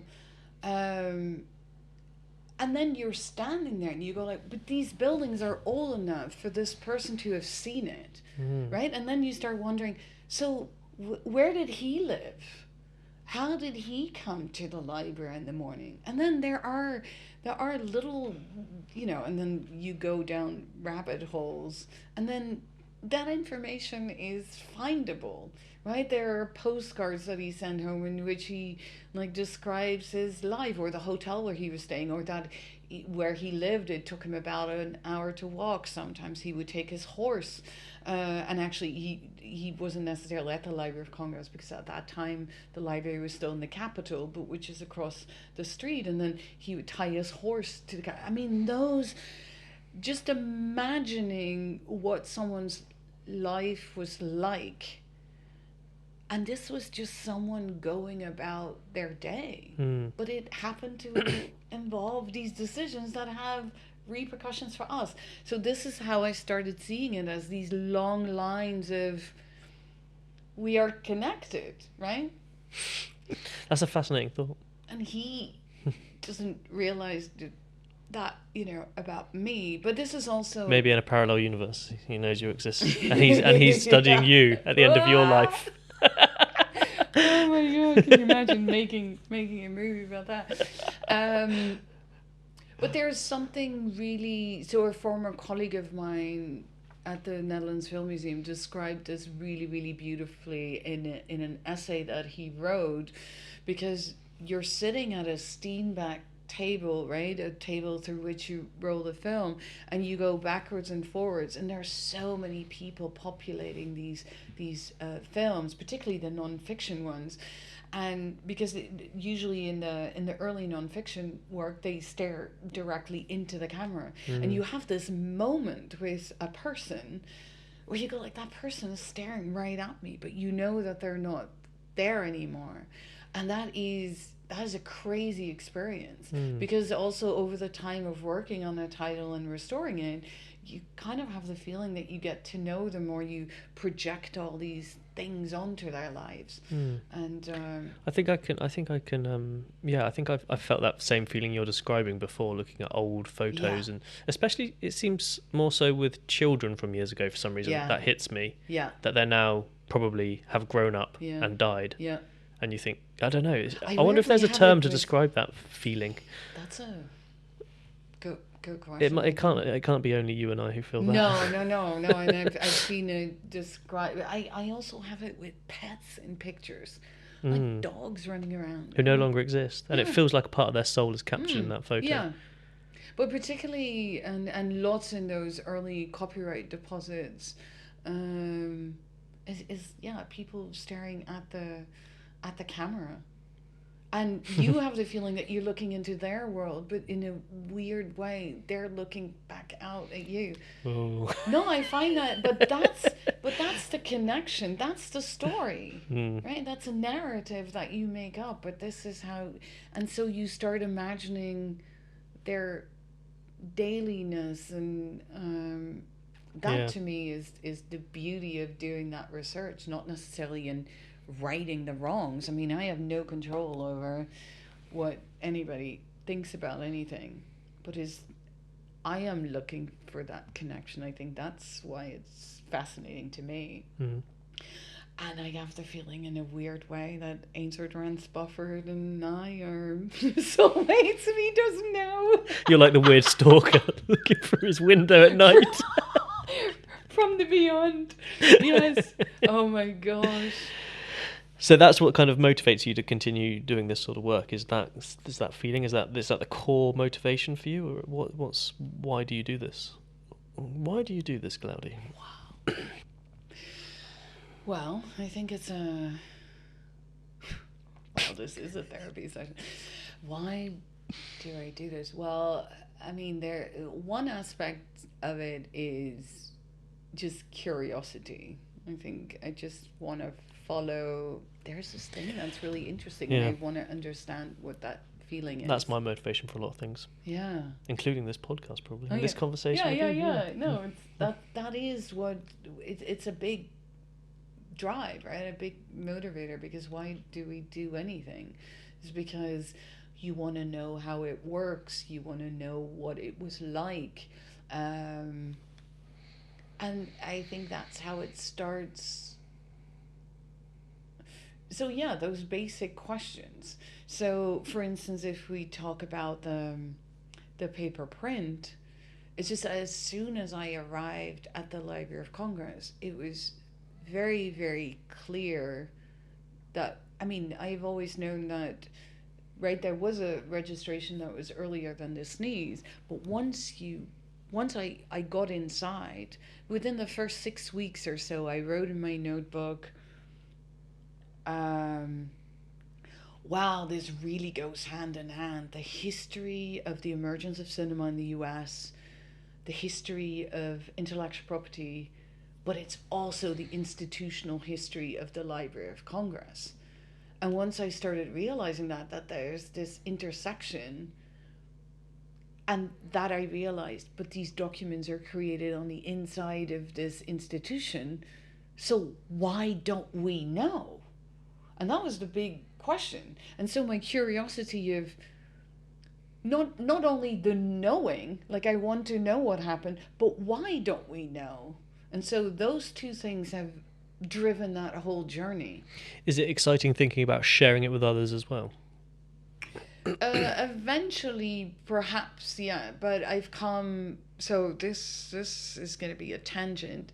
So earlier this year, do you know Rick Rubin, the music producer? Yeah. So he wrote this book called The Creative Act, which I think has changed my life. Benji told me that Yeah. you recommended it to him. Oh my god, Yeah. that's so funny. Yeah, because I've been professing this to everybody who wants to listen, and he actually is reading it in one of his films. I've read it twice, and I think it's the most profound need to thing read I've it. ever read. It's it is deceptively simple. The way you read it, it's very short essays, and you fly through it like nobody's business, and then the profoundness of it hits you. And also he has a zen-like voice, so I've been listening to lots of podcasts, also really amazing interviewers, and they draw this interesting stuff out of him.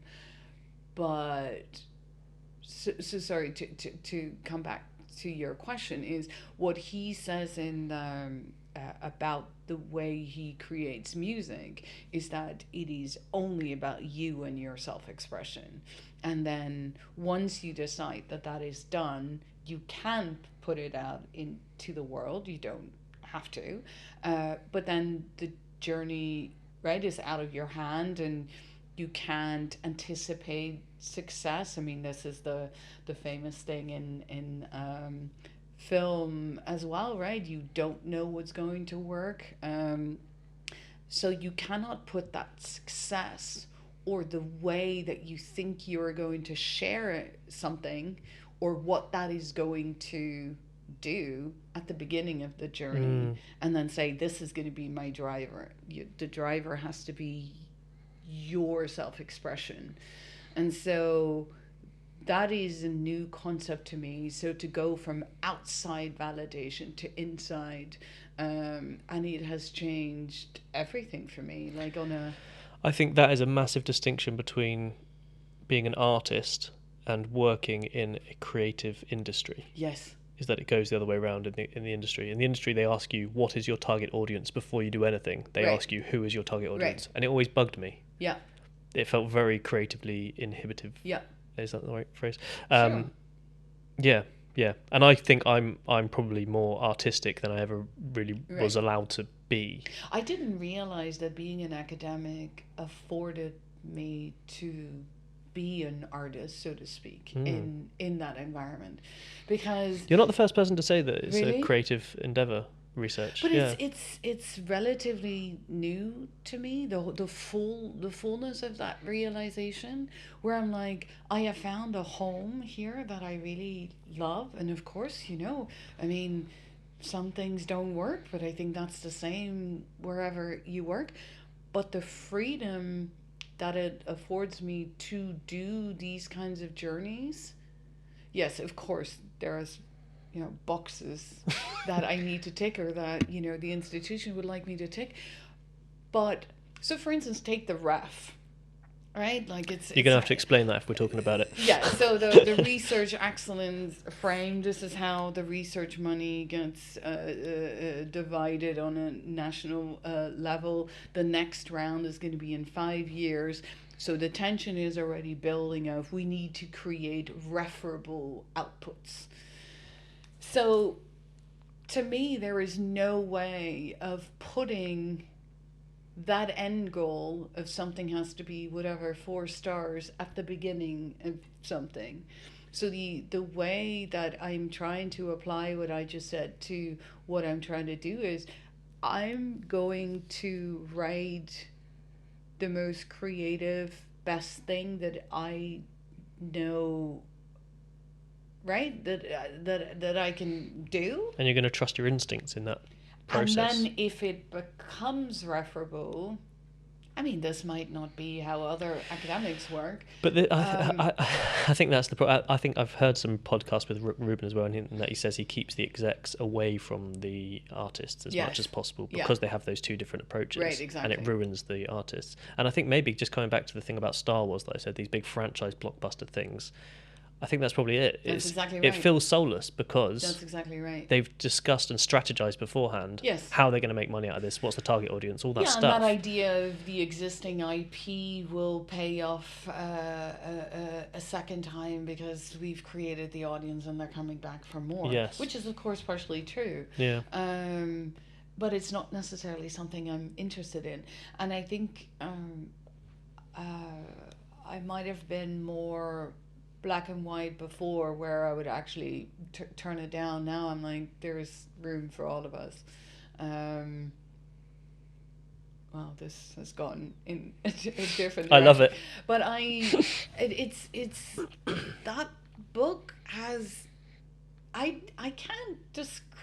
I need to read it. What's the title? The Creative Act. The Creative Act. Act. But the subtitle is A Way of Being. So although there are some examples in it that are about music, but it's mostly sort of stripped from that language, and it's actually quite general to apply. But there are things in there that I've immediately used with students. So there's a list in there of where he says the following things are not conducive to making the work, and whether that is actually creating an output or being in a healthy relationship, or it is really a way of being. So there are things in there that immediately hit home. So for instance, before you start a project or relationship or whatever, you set the bar so high that it actually stifles you to start. Now that is a concept that everybody can recognize, no matter how you apply it. There's another one that says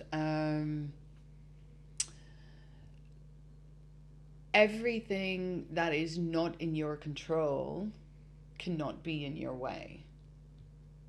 And so all of these things are retro-engineerable for my students, because at the beginning of L6, when they're starting to think about their grad projects, I hear versions of these stories like all the time. This is what they do. Oh, because I cannot make the great, feature film that I've always wanted to make, and I want to get into Sundance with it, but that's not going to happen. So I'm going. Do you see what I mean? So it's just like that untenable thing that the outside validation like stops them from even starting. The joy of experimentation is gone, and that's what I try to strip out of their stories. And I'm not saying it's always successful, but and then these things that you can't control, oh my God, it's the biggest lesson in life. Like, can I control it? Can I not? Then if I can't, then no use worrying about it. Let it go. But my gosh, I think this is probably why you're such an inspirational teacher for your students. That reminded me of a podcast I was listening to the other day. I can never remember the people I'm about to quote. Neil Gershenfeld, I think his name was. He works in maybe robotics or something like this. He said that you can think of working on creative pursuits as ready. People say you should ready, aim, fire in the process. You should ready yourself, prepare, aim for something and then fire. But he says instead he does ready, fire, aim. Oh, I like that. Which is kind of I've in retrospect I've been reflecting on that. It's sort of what I'm doing with this podcast. I started and even from the first episode to this episode, things have changed. Yeah. So I'm literally modifying it as I go along, rather than stressing about how good I've got a big long list of about 20 things that could improve this podcast. But now is not the time. It's not ready yet. Like I want hopefully one day to use multiple cameras, for example. But if I did that right now, it would cause me no end of extra editing work and stress. Yeah. So to the point where I probably wouldn't then do the podcast because it would be too much. Yeah. So it's that sort of idea. You ready, fire, and then you sit down and think about what you've got and where we can go from here, kind of thing. And that is the creative method, right? You try, and then you reassess. Reiterate. And then you go like, what would I do differently? So I love that about what we do in L4 with understanding experimental film, because that's exactly what we try to teach them. But the funny thing is, these students are so conditioned to have this one slick final submission that they honestly don't know what it is to experiment, which is exactly what we're asking them to do. And then at the same time, what we're also asking is, you owe it to yourself to figure out whether this is the way that you like working, because if it is not, it'll show you, super invaluable lessons for the rest of your career. If you are not a self-starter, if you don't have an idea and you want to get up and you want to work on it, that probably determines what you're going to do in a film crew, right? If you always like being surrounded by other people, if you like being on a set, and conversely, there are people who discover, well, this is exactly how I like working. That might, right, make you gravitate towards certain roles over others. And it's, sometimes really shocking that, some of them really embrace this. And especially, L4 is really important. So this is first year of undergrad? Yes. L4, yeah. So it's really important because they, are in a new environment, they need to pass it. But the first year doesn't count towards the classification of their degree. Yeah, but that's problematic in itself, isn't it? And I've always felt this when I'm marking. The concept of marking a film at all is massively problematic in my mind. How come? Because if we are saying that film is art, then how can you grade art? I guess we have assignment criteria, right? So we mark against the criteria. Yeah. But I hope it doesn't give students the wrong impression that they're being marked as if it's some judgment of their film in total, because it's only literally an assessment of the assessment criteria. Right. Do you know what I mean? Yeah, absolutely. But also, there are other things that you use, right? So for instance, there's in understanding experimental film, they make an artifact, and we call it artifact for a reason, because it can be something else that is not a film. But there's also a logbook in which they lay out their process. This is also really what I love about our program, is that it's this constant integration of the practical and the theoretical, right? And the making and the writing. But it's also, we see that particularly in the grad project, we have intended learning outcomes, and whether someone is making an exhibition of film or writing a dissertation, they have to adhere to those learning outcomes. And at the same time, it is the design of a research project, which starts with a robust research question, a methodology, and then hopefully a conclusion and a jumping off point to a future endeavor. And irrespective of what you make, it still needs to be, right, a research project. And in practice for us, it turns out that the people who make films have a much harder time designing it as a research project, because they are so caught up in all the elements that go into making a film, that they kind of forgot that it is underpinned by a research question. And then it's really, those conversations are so fascinating, because they might look at someone like Christopher Nolan and think, oh, he's only involved with whatever, his 70mm camera, but they kind of forget that even big productions like that, there's usually some research questions underpinning the whole lot. It's not just like, because I hear this all the time, but I just want to make things. It's so fascinating. Is that not contradictory to what we said a moment ago about being creative and experimenting, though? Or do you think that's for outside of the assessment briefs? I know, but that's all one big process.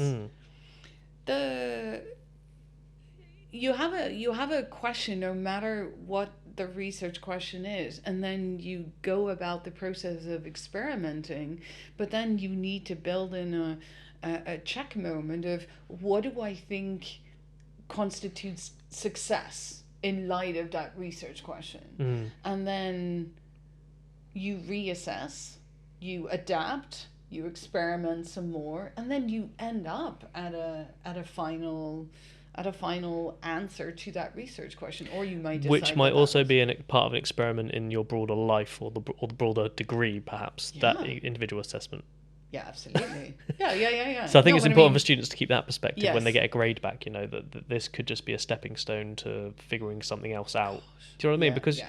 I think it might be something else Rick Rubin said, actually, since you brought him up, that artists need to have space to fail and to throw out their worst work Yeah.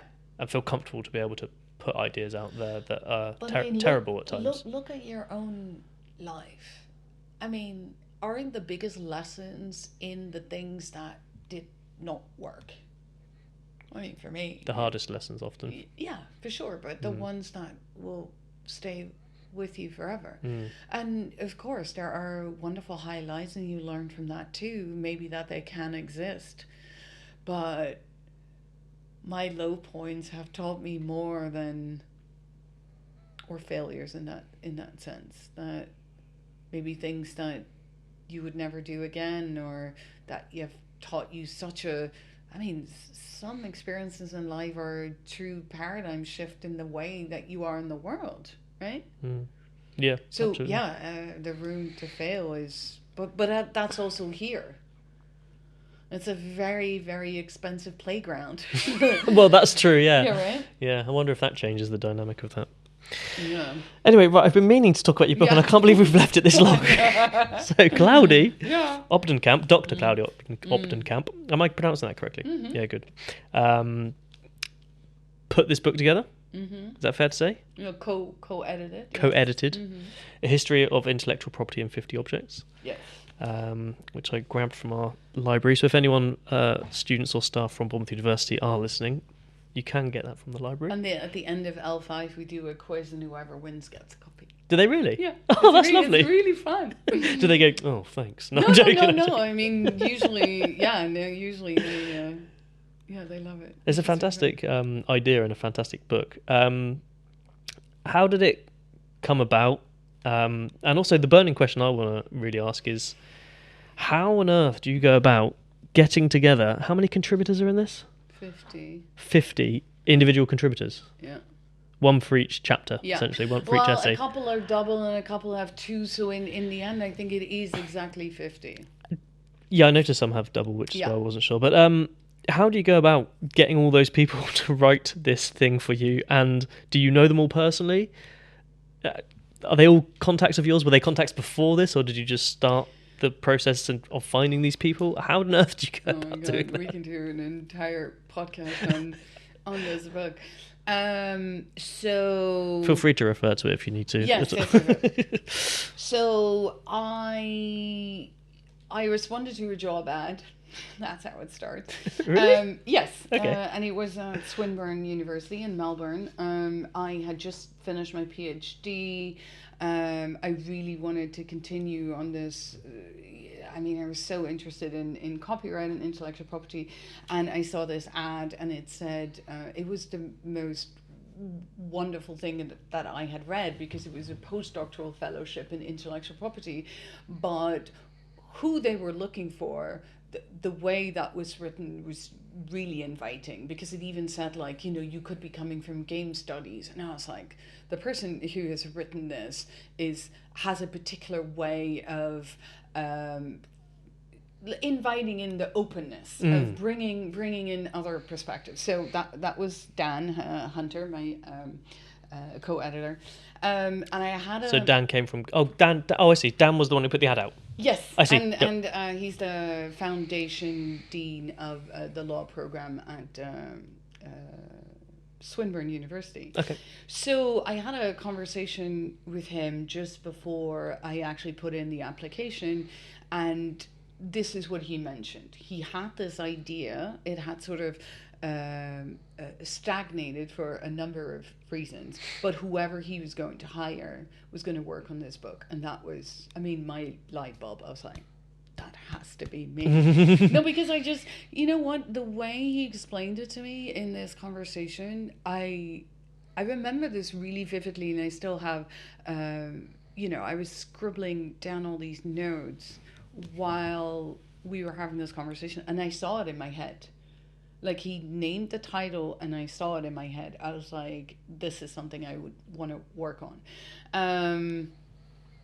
This is a very long process. I mean, this is from that moment until I came out, it was about 4 years, I'm going to say, yeah. No, still, And, that seems actually surprisingly short. Actually, yeah, I mean, because from the actual book proposal or the contract until finishing was actually,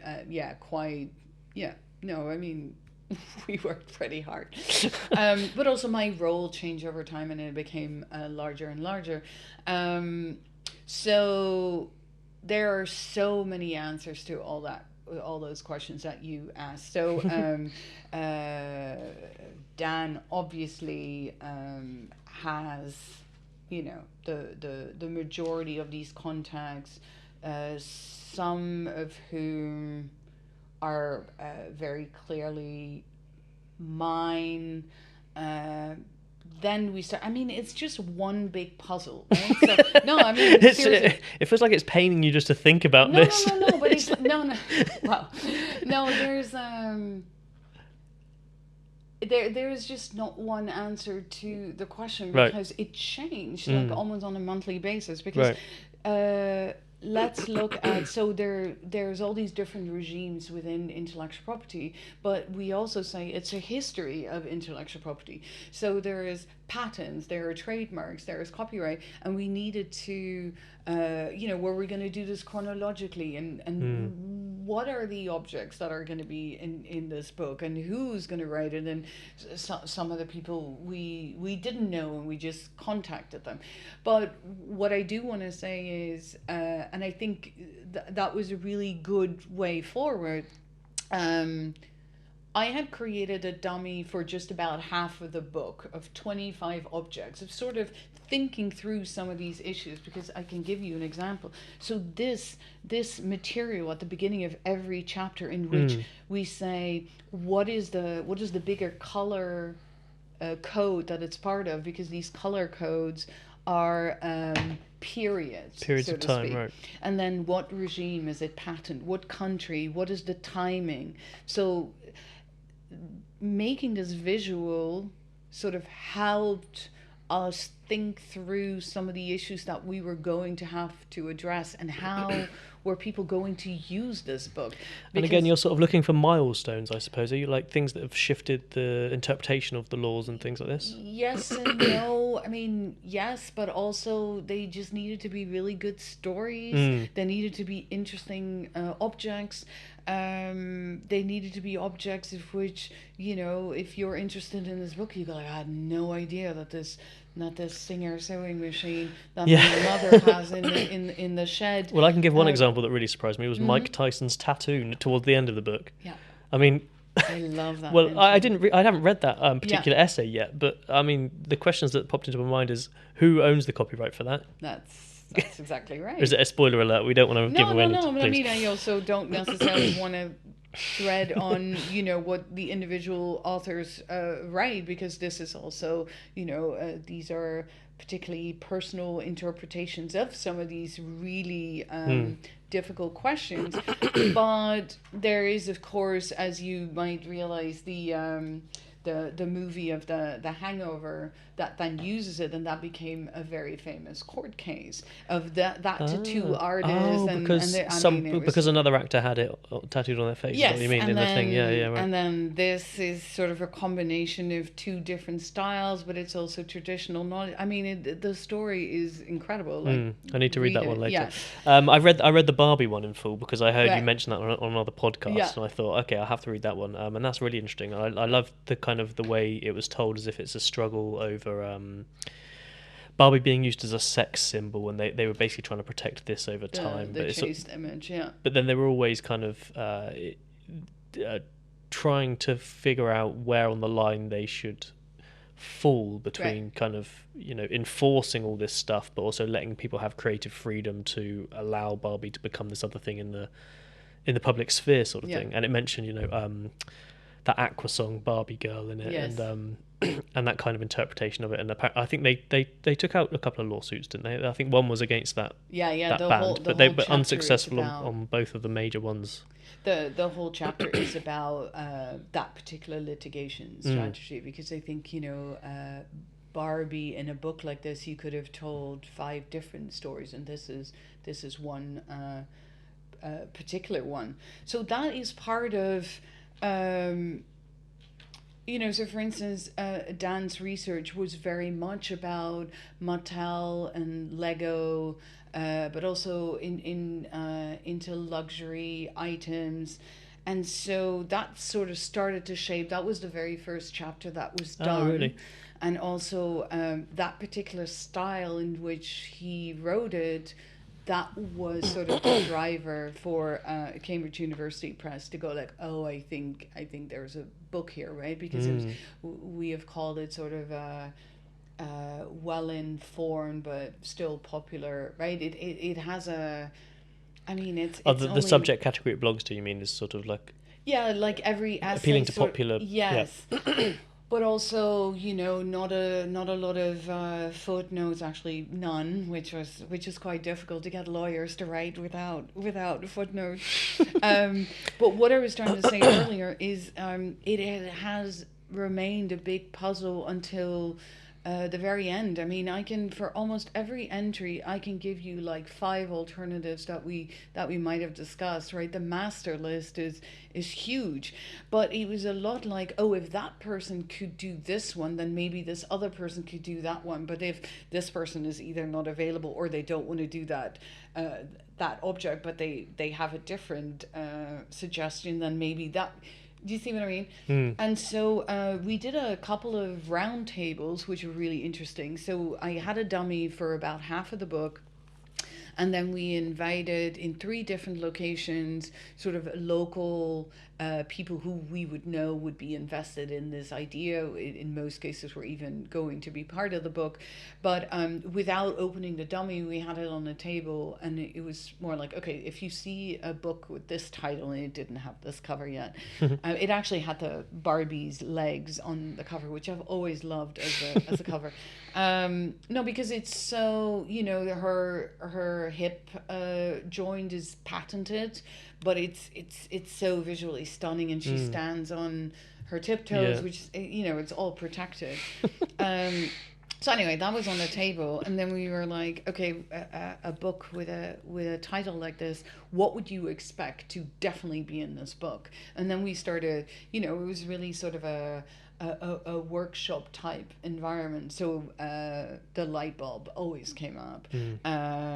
The contraceptive pill, Coca-Cola. You know, there were a couple where you're like, you have to have those. Right. And then, but we already had most of the ones that people said. I think maybe in 1 or 2 cases we changed our minds and go like, oh, that's a good one. Or we had these representative categories, I want to say, and then what we could stick in there was almost immaterial in the sense. So we had these categories of like, we need to do something with luxury, but what is going to be the actual thing, that was then because still you debatable. because you want people to understand this thing about, Yes, and exactly. then you figure out which object best Yes, exactly. suits that. So that happened topic. quite a bit. Yeah. But there's lots of duos and tandems in there too.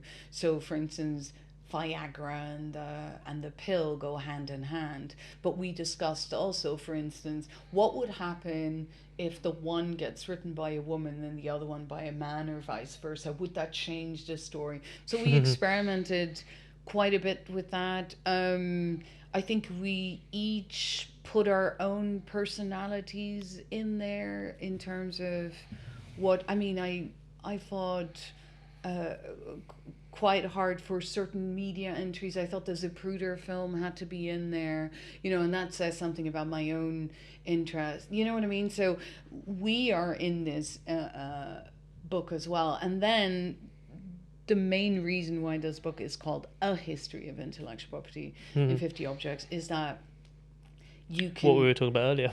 Yeah, you can make three more of these volumes with 50 other objects, and you would ask any random professor of IP, maybe some of the objects would be the same, but it's very likely that they wouldn't have chosen these particular 50. And actually, ever since it has come out, there's always examples where I'm like, oh, that would have been good. Well, the Eiffel Tower, I don't know when I heard that. The Eiffel Tower was patented. And I was going to ask you why wasn't the Eiffel Tower included, but I guess you don't have an answer for that. No, I mean, there's so many objects where you go like, why was that not included? So Brian Fry, whose podcast you mentioned, but he wrote the entry for the Zapruder film. He liked the format so much that he used it as a contest for his students in the US, and he asked me to be a judge for this essay competition, and their ideas were so amazing, like the Tiffany blue box, because that blue color is protected. I mean, it was such a genius. I was like, oh man, that would have been a great one. The Air Jordan. And now with the film coming out, because I watched it and I was like, oh man, that's a big one actually. Yeah. The thing is also, don't forget that most of these objects have lots of other objects have IP stories, but these IP stories usually have a twist to it. So we can think of many other objects that are iconic, copyrighted, patented, whatever, but what's their story? Exactly, and sometimes there is no issue, but Barbie is particularly juicy, right? Coca-Cola is particularly juicy, and so you can tell many more volumes like that. So that's why it's not called The History of Intellectual. No, we were very, very. Maybe the next one will have to be The History in 30,000 objects. Oh my god! But the funny thing is, it plays on a trope, and you can find many more like this, and some actually say the, and then because I looked at, I don't know how many of these, like a lot, and I read the introductions to all of them because I was wondering what they would be flagging up, but that idea of have we set ourselves up for a mission impossible is almost in all of them, because what you're trying to do is, again, you try to package 300 years of history into. It could be a sense of arrogant slightly to say the as well. I mean, I'm the nerd. Also, I don't think it's possible. You can't say this is the history of IP. Yeah, but in terms of marketing, I think it doesn't matter either way. But because I am the nerd for this podcast, it's called An Idiot's Guide to Academic rather than the. Yes. But ultimately, I wonder if the would be better because it jumps out at people. Oh, that's the one. That's that. But that's also the book series of the Idiot's Guide to. Yeah. Oh, true. So I could be in a spot of bother if I'd use that. Oh no, that's not what I meant. Is that what you meant? No, but I mean it. You can then use the recognizability of that expression. Oh, I see. Right? You don't think I'd get in trouble with intellectual property? No, it doesn't work like that. You're the person to ask. Well, no, I also think that in art and education, everything should be allowed. So don't quote me on any of it. No, and it was the line I'll go with. It was just really wonderful to work on this. Some people I still haven't met. Sometimes I'm at events or conferences where I see a name like this and I have a great reason to go over, and it's just so fun to introduce yourself to someone who. Wouldn't it be great to have an exhibition of this? Yeah. Has that been considered? Well, we had an event at a conference in Rome just before it came out, where we were in the position of having 20 authors in the same spot, and then we did like a big presentation and a book launch. So that was really, really fun.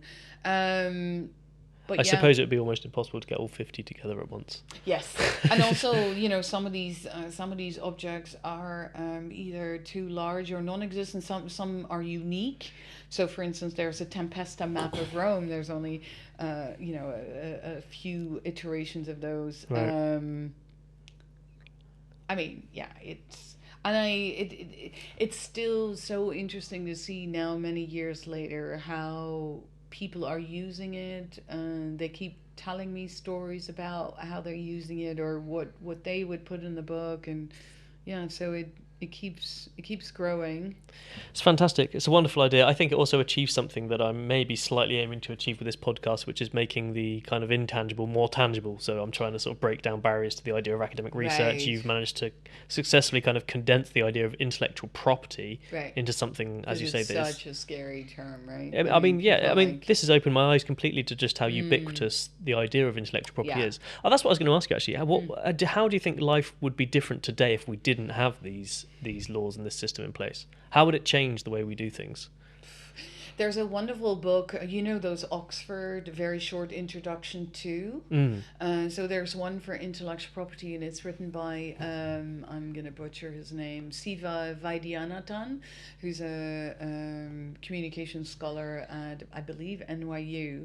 And he's written the very short introduction to intellectual property. I actually use it for teaching because it is the clearest, most accessible kind of language to lay out the relatively short history, but also the importance. And he does, the introduction is entirely hung up on the example of Starbucks. Like, all the regimes of the intellectual property system come together in Starbucks. And actually, maybe a Starbucks cup would have been, had I read that book first, then maybe a Starbucks cup would be in there. No, because it's so ubiquitous, and even to the design of every Starbucks, it's the trade dress and all of it.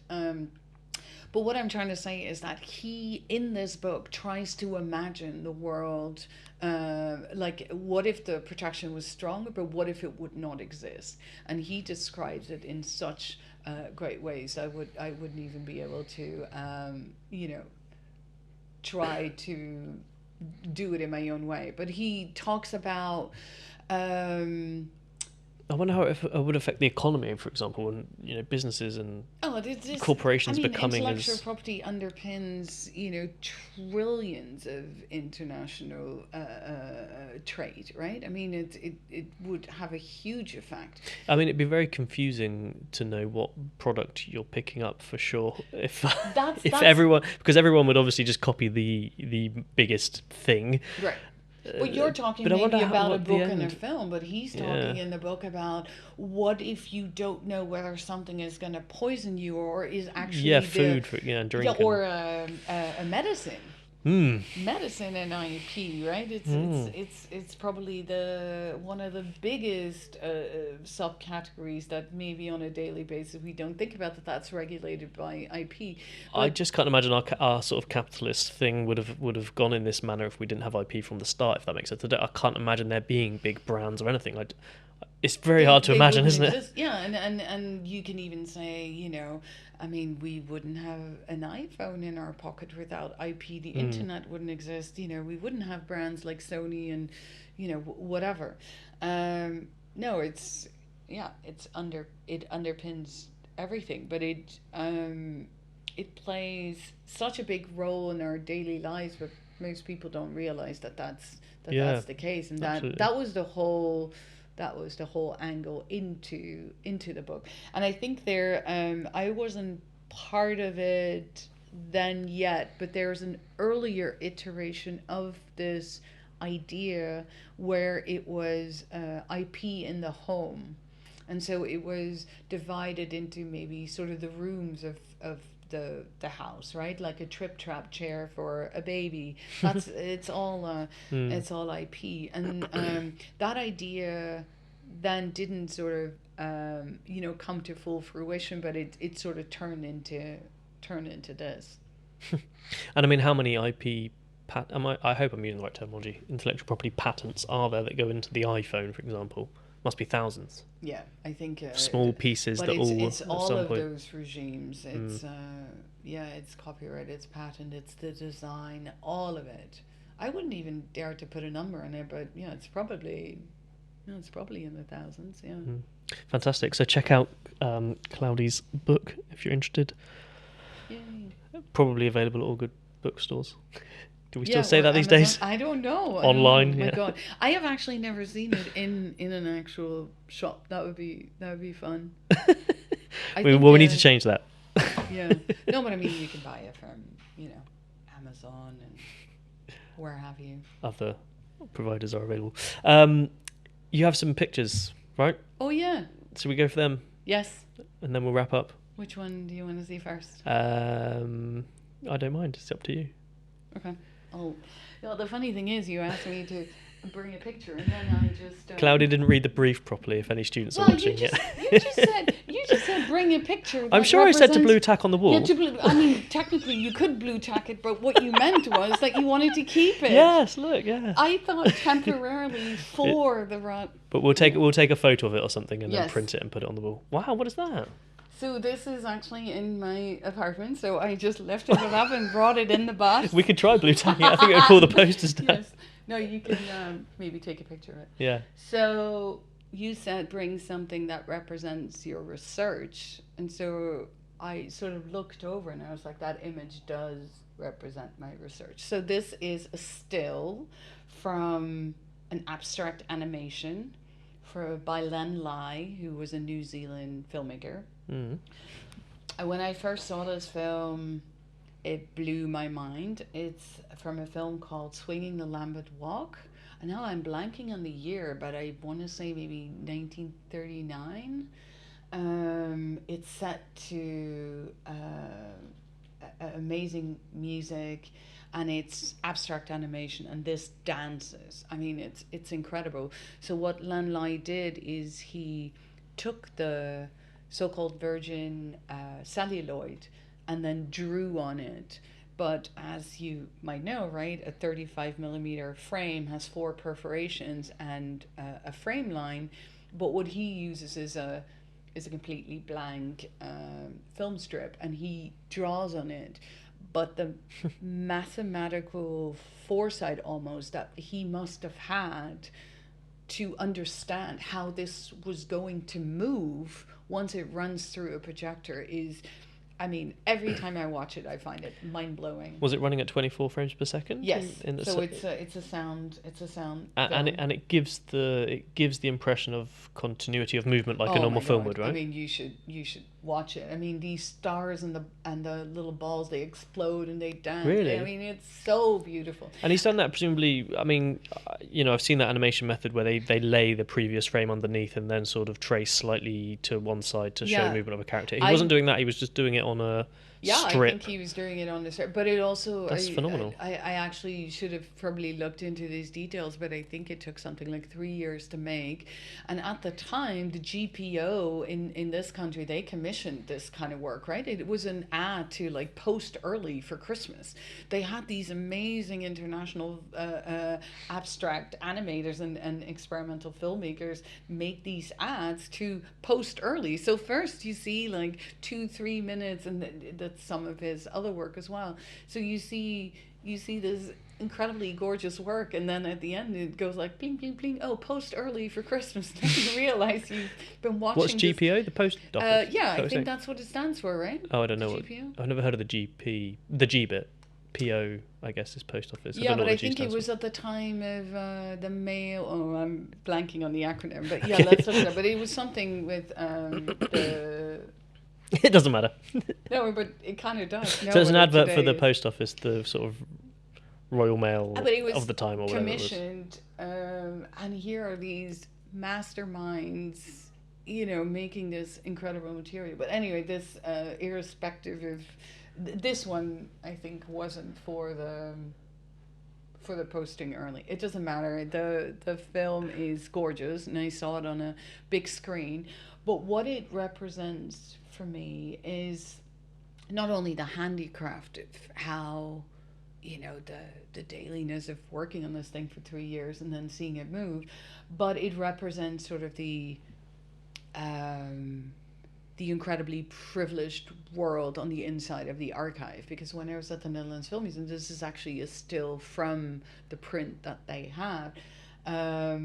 Because I had a colleague who whose job was alongside other things that he did, but he would make stills for the sales department because these would be used for sales, but also, you know, if you write a book and you need stills in the old days, so to speak, you would have to ask like whether they could make a still for you for your book, right? So that was a service that was provided, but it took like lots of steps, and this is an actual slide, right? A 35 millimeter slide. He had like this particular setup with which he made slides from these films.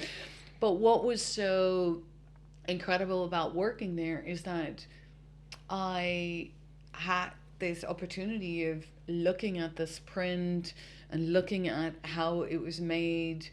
And I think what it represents for me now is not only do I think this is a gorgeous still and the colors and all of that, but it's, I think all my research deals with not only that creative reuse of existing material, but also the discrepancies between that privileged inside of the archive and then being outside of it, and then looking at factors that influence access to archival collections, and realizing that on the outside we only see a very, very small percentage of what's inside an archive, and whether that's film or you know, Library of Congress. So that to me, I mean, I might be reading more into it than it actually. Well, I was just thinking it's fascinating that an abstract image can mean so much to an individual, I suppose. Yeah. And it's down to the individual to have that. But that's amazing that well, first it does of that. all, It evokes all of those thoughts and feelings for you. Yeah. Yeah, because I mean, I thought it was a beautiful film. Now you can just click on YouTube and find it and watch it. But 25 years ago, that definitely wasn't the case. And so there is a real distinction between what you can do on the inside of an archive when you have all this beautiful material at your disposal versus outside. And that represents for me, you know, found footage filmmaking through the use of an archive, which is very different from when you try to do that outside of an archive. So that's when copyright exceptions come into the story, which is what we try to teach our second year students.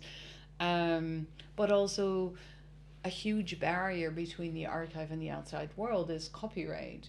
And so, yeah, that inside versus outside is very much, and you know, what are the stories that you can tell, what are the stories that you are allowed to tell. It's all that bigger. I think those are all my themes, and yeah, this seems to tie them all together. I think so. Also, I'm a ultra minimalist, so this is about the only thing I have in my house. So well, I was like, I'll take this one. Thanks for bringing it in. And you're gonna have a gap on your wall now when since you're leaving this with me. No, I'm joking. Exactly. You have another image, right? Yeah, this is funny. So I've been in touch with the lovely Frank, who has retired from the U.S. Copyright Office a long time ago, but who was so instrumental in my research.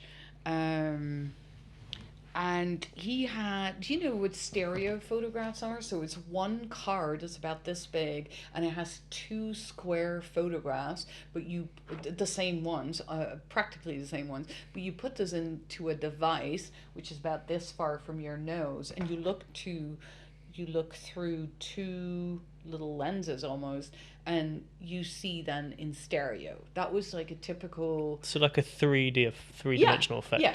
Okay. But it's almost, I mean, that was an entertainment form at the beginning of the previous century. But that's still I mean, this VR tech is sort of doing that thing now, isn't it? Oh, yeah, absolutely. With these goggles you wear and stuff. Nothing is ever new. Yeah. No. How long ago was that then? That was the thing. This is about 18. We have 18. Yeah, Something? we have Wow. examples from 1860, 1870. Wow. So you've seen the shadow line, right? Yeah. So there's lots of stereo photographs in that. Right, so yeah. you see the colored sort of boundary, and then there's two pictures, and then they're the same. But I decided to use so many things of the Library of Congress. So there's lots of stereo photographs in the film, not being used in the way that you would use a card, but the way they are flat. Are they captured with cameras side by side? I think they're captured maybe what is it 10%? Your eyes I don't know, diverge actually. 10%. Okay. So if you take 10% at that distance or whatever. I guess it's a distance thing as well. yeah, there is I think the focal length, and then if you take it 10% different, then you have the perfect alignment with something like that. So it's something that's done in post essentially to make that 10%, or I am rather not than entirely captured. sure. Maybe it is actually two slightly different photographs. I don't know. I don't even know how they do that up. today, to be honest, with VR headsets. Whether they have two cameras side by I side, think or sometimes it is actually two sources. Sometimes it's one source. okay. I think we have both of those examples. I might be wrong. Anyway, your photo. So What anyway, is this? so he bought from an auction or either on eBay or something. He bought these stereo photographs from when the Library of Congress was still in the Capitol, and I think this is his neighbor taking a photograph of one of those photographs in the stereo. But what you see here is Ainsworth Rance Bufford behind his desk in the Capitol as a young man. So do you see him in the back? He has like the slick hair. But what's... So this is the man you've been stalking all this time? Yes, exactly. Don't know if the camera will pick that up. But what I use those kind of photographs for? So when I was at the Kluge, books stacked up in the back as well. Yes, but I'll tell you a couple more things about this photograph. So when I was at the Kluge Center, I had a couple of these things printed out in front of me in my cubicle, because I find that staring at these photographs for a very long time, every time you see more. And not necessarily, maybe it's the details, but it's also staring at them where you go like, and I put that in the film as well. So I was reading the transcript of a congressional hearing in which he's asked to describe his day. And through something that is in the transcript, I then look over at the photograph and go like, oh my God, there are no lamps. Right? There was only daylight. So when it gets dark, they have to stop working, right? Because with those books, I'm sure they're not using candles, for instance. So the longer you look at this kind of evidence, the more you see. So what I would like to point out are two things. So there's this thing in front of him on the ground, which looks like a little cup. Yeah, I thought it was a dog bowl or something. No, so it's called a cuspidor. Okay. And this is what you used to spit in because men would chew tobacco. So that's the thing. Ugh. So to me, there's one by this chap's chair, I think, as well. Right. So this opens up a world of imagination for me, because maybe I'd seen it as well in another photograph, not really knowing what it is. Maybe indeed thinking it's a dog bowl. I don't know what I thought it was.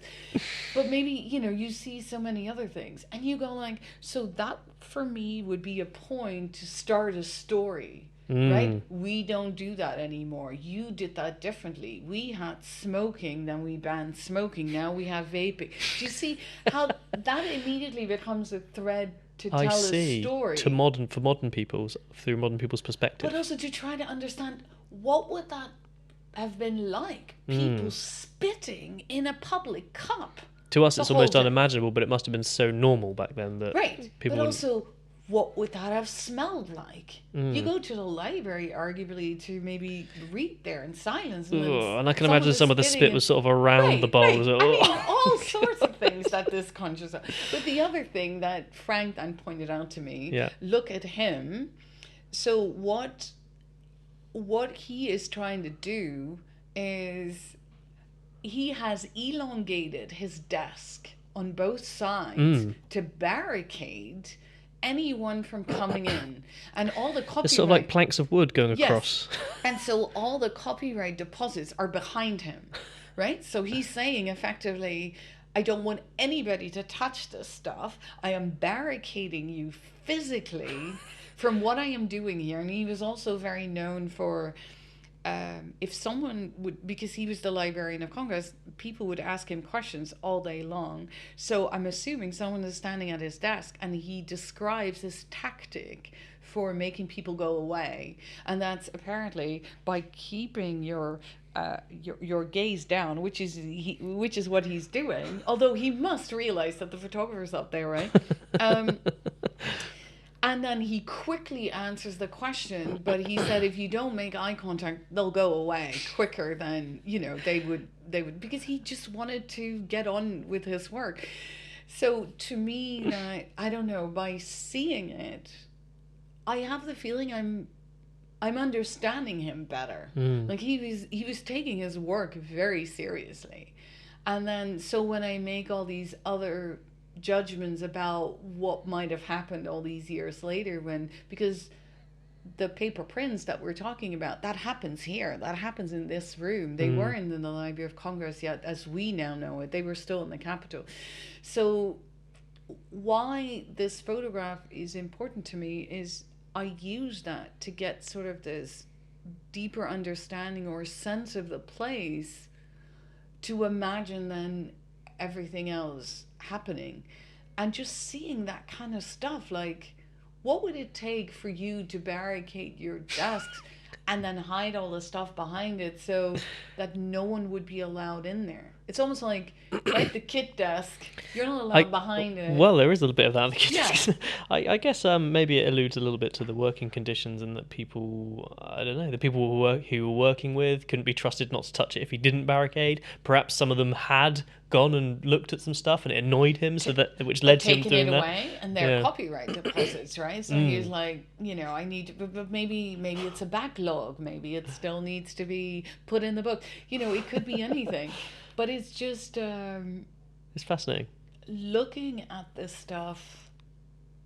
Anyway, and then someone pointed out, what about this painting? And we kind of now know where that painting is, or walking around here. What would it have sounded like? What did it smell like? Anyway. So much richness in there. Yeah, but I mean, it helps with imagining that kind of dailiness, because like we said earlier, we say a little too easily Thomas Edison invented motion pictures, right? And that's, of course, that needs unpacking in all sorts of directions. And this is a way to help imagining, I don't know, these kind of power structures, I think. And it's helpful to me. It's fantastic. Thank you for bringing them in. Yeah. I guess I can't put that one on the wall either. Huh? I guess I can't put that one on the wall either. No, let's take pictures of them. I'll have to take photos of them both. I'll do that afterwards. Yeah, no, I need my Spofford on the wall. I need to look at him some more. Should we wrap this up? Yeah. Thank you so much for the conversation. Thank you. Do you know, history was probably my worst subject at school behind Latin. I went to a grammar school, so we did Latin at school, and I was terrible at both of them. But somehow you make history seem really interesting for me. Oh, that's so fun. Thank you. Rich and characterful, and it makes me perhaps reconsider myself as hating history. Full of people. Yeah, but you know what? I think there's also, we've changed so many things about how we learn things, right? Because I remember the few years that I did take history, it was a matter of, you had to learn all dates these and things facts. very hard. I mean, yeah. I think that's what turned me away. I think of it needs to be full of characters. It needs to be about the stories of the people, I think, to engage. Of course. Engage students, probably, also, from my perspective anyway. I think we need to focus on what does that mean for you here and now? That's what history is about, right? It's always told through the vantage point of the present. Right. And I think that's again something else I hadn't considered until this conversation, to be honest. So thank you for that as well. Yeah, no, I mean, it's the biggest thing. My PhD supervisor, I think said this on a daily basis, and it's so incredibly powerful, because I think I've thoroughly been schooled as this is what happened, and then you realize, well, it's the storytelling of that story that we need to not necessarily mistrust, but think about question and think about a little bit more than Yeah, just assuming that is what happened. I think that's a lovely note to leave it on. Dr. Claudy Kamp, thank you so much. I've really enjoyed it. Yeah, me too. Thank you so much. And yeah, good luck with all your future endeavours. Thanks. You too. Thanks. Have we finished now? Bye.